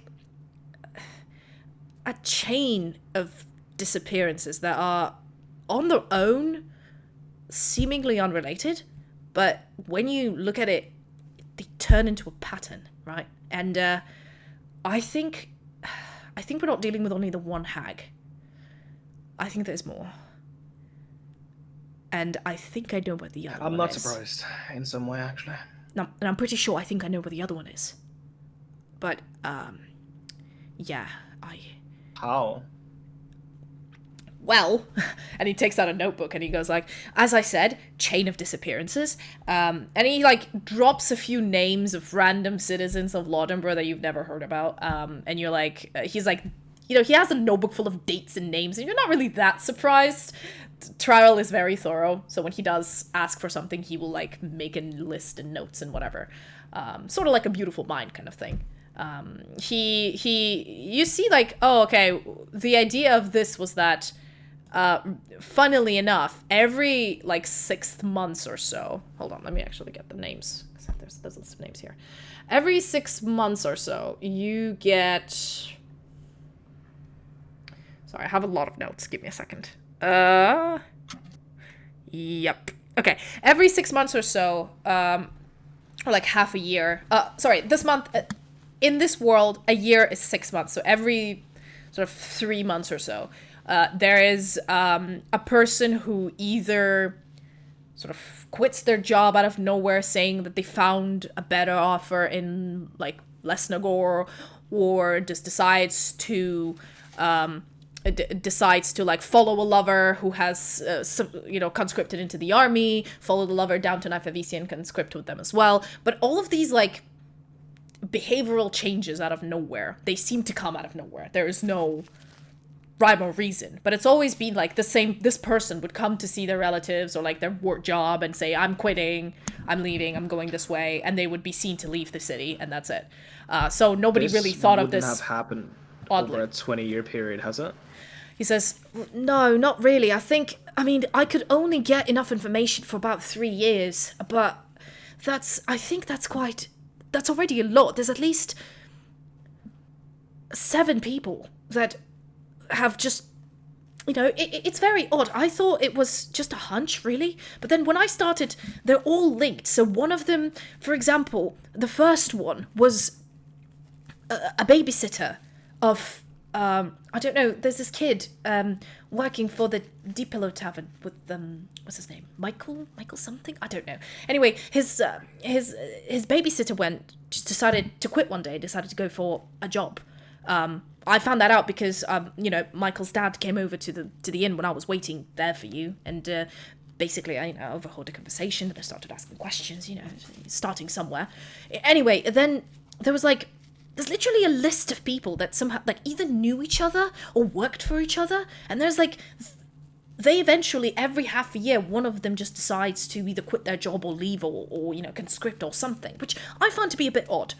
And then, when I tracked the latest one, basically has been seen to storm out quite angrily because she's been dumped by her girlfriend into, outside of the city and head into the woods to, like, practice her swordplay, and has not been seen again, really, which people thought she probably has, moved on to conscript once more, because she was part of the Garda stuck in Lauderborough, which she didn't like, I think. I don't know, listen, it took me so long to get this information. There's a lot of stuff, and he, like, points through a notebook, and there's 6 things, and he goes like, right, so I think I know where she is, but I think I recall correctly that we can't trust the Garda or the church. I might have a group of people that I can Right. help with this. And I think kill one hack, and you might want to kill another. Yeah, I have a feeling that they might be planning something for the festival. So we probably need to act quickly if we want to do something. Right. I mean, and he looks you over like. I mean, I don't know. I mean, I think it's a bit late, but if you're up for it, we can go round up the rest and sort of go deal with it before the festival comes here. Yeah, we can do that. Yeah, actually, it might be the best if it's thing for tomorrow. At least start the preliminary measures. Sorry if I can't speak. But yeah, we could do that. I have some news as well that is slightly different. Well, one, I had a little conversation with who. Mm-hmm. There may be time for action soon. Mm-hmm. Right. And I'm calling a meeting with it. All right. Where I'm explaining all the details when it. Right, but you think you would get your parents on board with that as well? Probably. They are quite busy preparing for the festival, but I mean, this probably would take time to arrange, right? Which I don't think we do. No. In regards to this situation, what you found out, no. But when my mother comes back, it'll be it'll be done then, and that'll be I'm not coming back for a week. a little week-ish. Right. Oh yes, I did go to the guard at the precinct, and they did tell me she was reassigned for Gorov. It's a very convenient timing as well, do you not Yes, think? this is why I don't think we could trust the guard. We need to do this ourselves, No. right? Okay, No, we right. cannot. So I Let them cannot be generally. in that house anymore because my mother has made me try on 6 outfits, and I cannot do this anymore. Can we please go? I have a little inn we might go to. No, I mean, we need to round up your friends and go now. And I just start walking. Okay. and I do like this. Yeah. I just like commands, I turn it away, and I do like a little way, like come Yeah, with me. so you and Trarrell, you've snuck out of his mansion many times. You managed to sneak out through one of the hedges, so the servants don't see you. You don't even need to roll for stealth. You guys know all the ins and outs of this place. You've been friends since you were kids. You managed to get out of there, and I think you would start to go to the inn to sort of round up everybody. And at this point, I'd say, Sildanna, you've had your dinner, and as you come outside of the inn, you see Bax and Trarrell sort of rush towards you, and sort of they wave and say, Trarrell looks you over and says, "Are you all right? You seem a little harrowed." Better today. Right. Well, Sildanna, would you feel like another date with Destiny? What are you talking about? Right. And at this point, talk I'm to not you gonna. when that comes Yeah, to it. I'm not gonna repeat this because that's gonna take a while. But Trarrell basically takes you somewhere in the back alley, like not in the inn or not on the side, and And then explains repeats to you. the same information to me. Yes. Basically tells you Probably like. just hearing this, I just go like, Yeah, he goes like, "I know this is horrible. Straight up after you've got the first one, but I mean, I think they started getting all relaxed and loose because they had something planned for tomorrow. So if we have a lead on another one, we need to take care of her now, or at least know where she I'm going is." to need a lot of alcohol after this one. Oh, I'm sure. I mean, we can all go to the pub, and I'll come with you. But we probably need to go. No. Was there? Not again. Where's Furbrand? Is he He'll inside? Around, I he's don't know. inside, I think. Let me go. Probably get him. Let me go. Yeah, Furbrand, I'd say you don't spend the whole night, but you spend in most of the evening, and this is why I was like, He clearly can't at this point. nope. You come downstairs and you're like, oh. Yeah, listen. you came downstairs to just- get yourself a burger, and you're like, oh Oh, god, okay. no, you assholes, why? Dickens. Obsidian. I have another thing you might be interested in. I go upstairs to my room real quick. Yeah, as you go up there, you see Aluba just like sitting there, rubbing Hi, her face and Luba. going like, How are "Hi, you? I'm okay. Ah, Let me Luba. just Oh, that's stretch." great. That's great news. Hey, come with me. do you feel like fighting again? Fuck it, okay. Okay, That's cool. the attitude. That's the I spirit we need. mean, if wait, why? What's going on? It's not over yet. Well, then of course I'm in. You guys will die without me. Uh-huh. Fair point. That point. Cool. So I guess- Anyway, I pull them out in an alleyway, or where we can be alone, and I yeah, or explain you the could be just situation. in a room because the rooms are quite soundproof. in the Irregardless. room, literally. Any Yeah. place safe, Yes. I relay the information in regards to there being another one. Another Yes, one. another one. And Trarrell sort of, you can see him getting all nervous about the fact that he's really terrified of. He's like, I don't know what they're planning, but I'm sure it's nothing good. And the festival is like, and he looks outside at the chimes, and he goes like, the chimes of the bells. It's like, last time I heard the bells, it's 9 p.m. now. It's gonna start in the morning. I mean, we don't have that much time. Trarrell, I don't know if you should come with. Wait. No, I know you what we guys. I've asked for a path, and I think I can take you into the woods. Wait. But I know I think. where to guys, go. I think I know where we should go first. Right now, if we want to prepare properly this time, Where? we Yeah. need to go to see the blacksmith. Right. point. Okay. Yes, but we probably should do this fast before. I don't know what you're No planning, worries. but all right. Yeah. He will be there to help us. Okay, cool. And this is where we're gonna end today's session. We're gonna go to because it is almost 10:30, and I thought I would end it a little bit earlier today. It's like 9:17 p.m. right now for me. Yeah, well, you guys started peaking, and I feel like this is a good point where to. I think it's a good point, yeah. Yeah, I was kind of teetering off a little bit by the end there, too, yeah. You wanted to have breakfast at 8 p.m.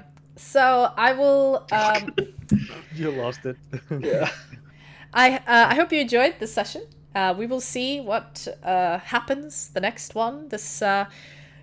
I love how you disappeared and immediately went to bed, didn't tell Trial where you were, and he was scared and worried.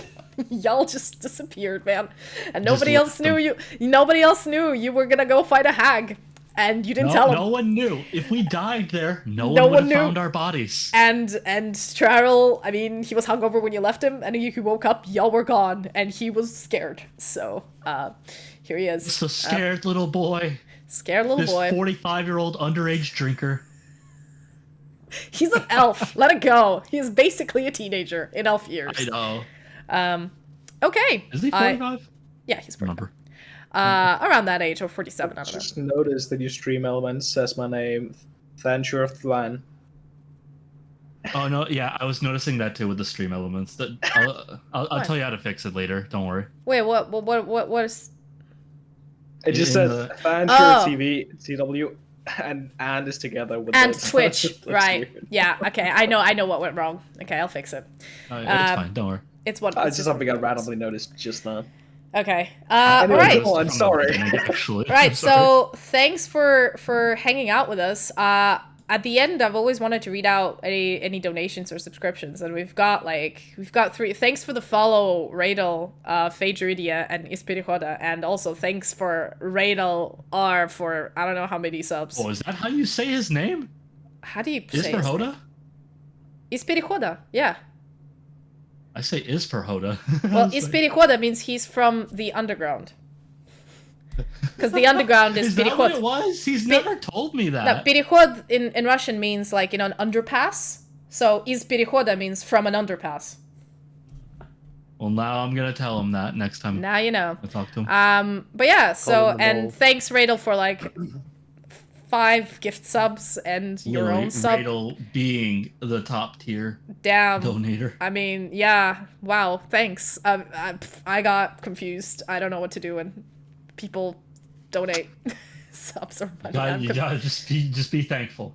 You can handle people throwing money at you? No, that never happened. That never happened to me before. So. I don't know what to do when it happens to me. Same. I just get overwhelmed. All right. Cool. I will see you guys next week. It will be the one before the break. I love you, Radel. You the best. Yes. All right. See you later. Bye. Later. Bye. Yep. See ya. Bye, Felicia. Mwah.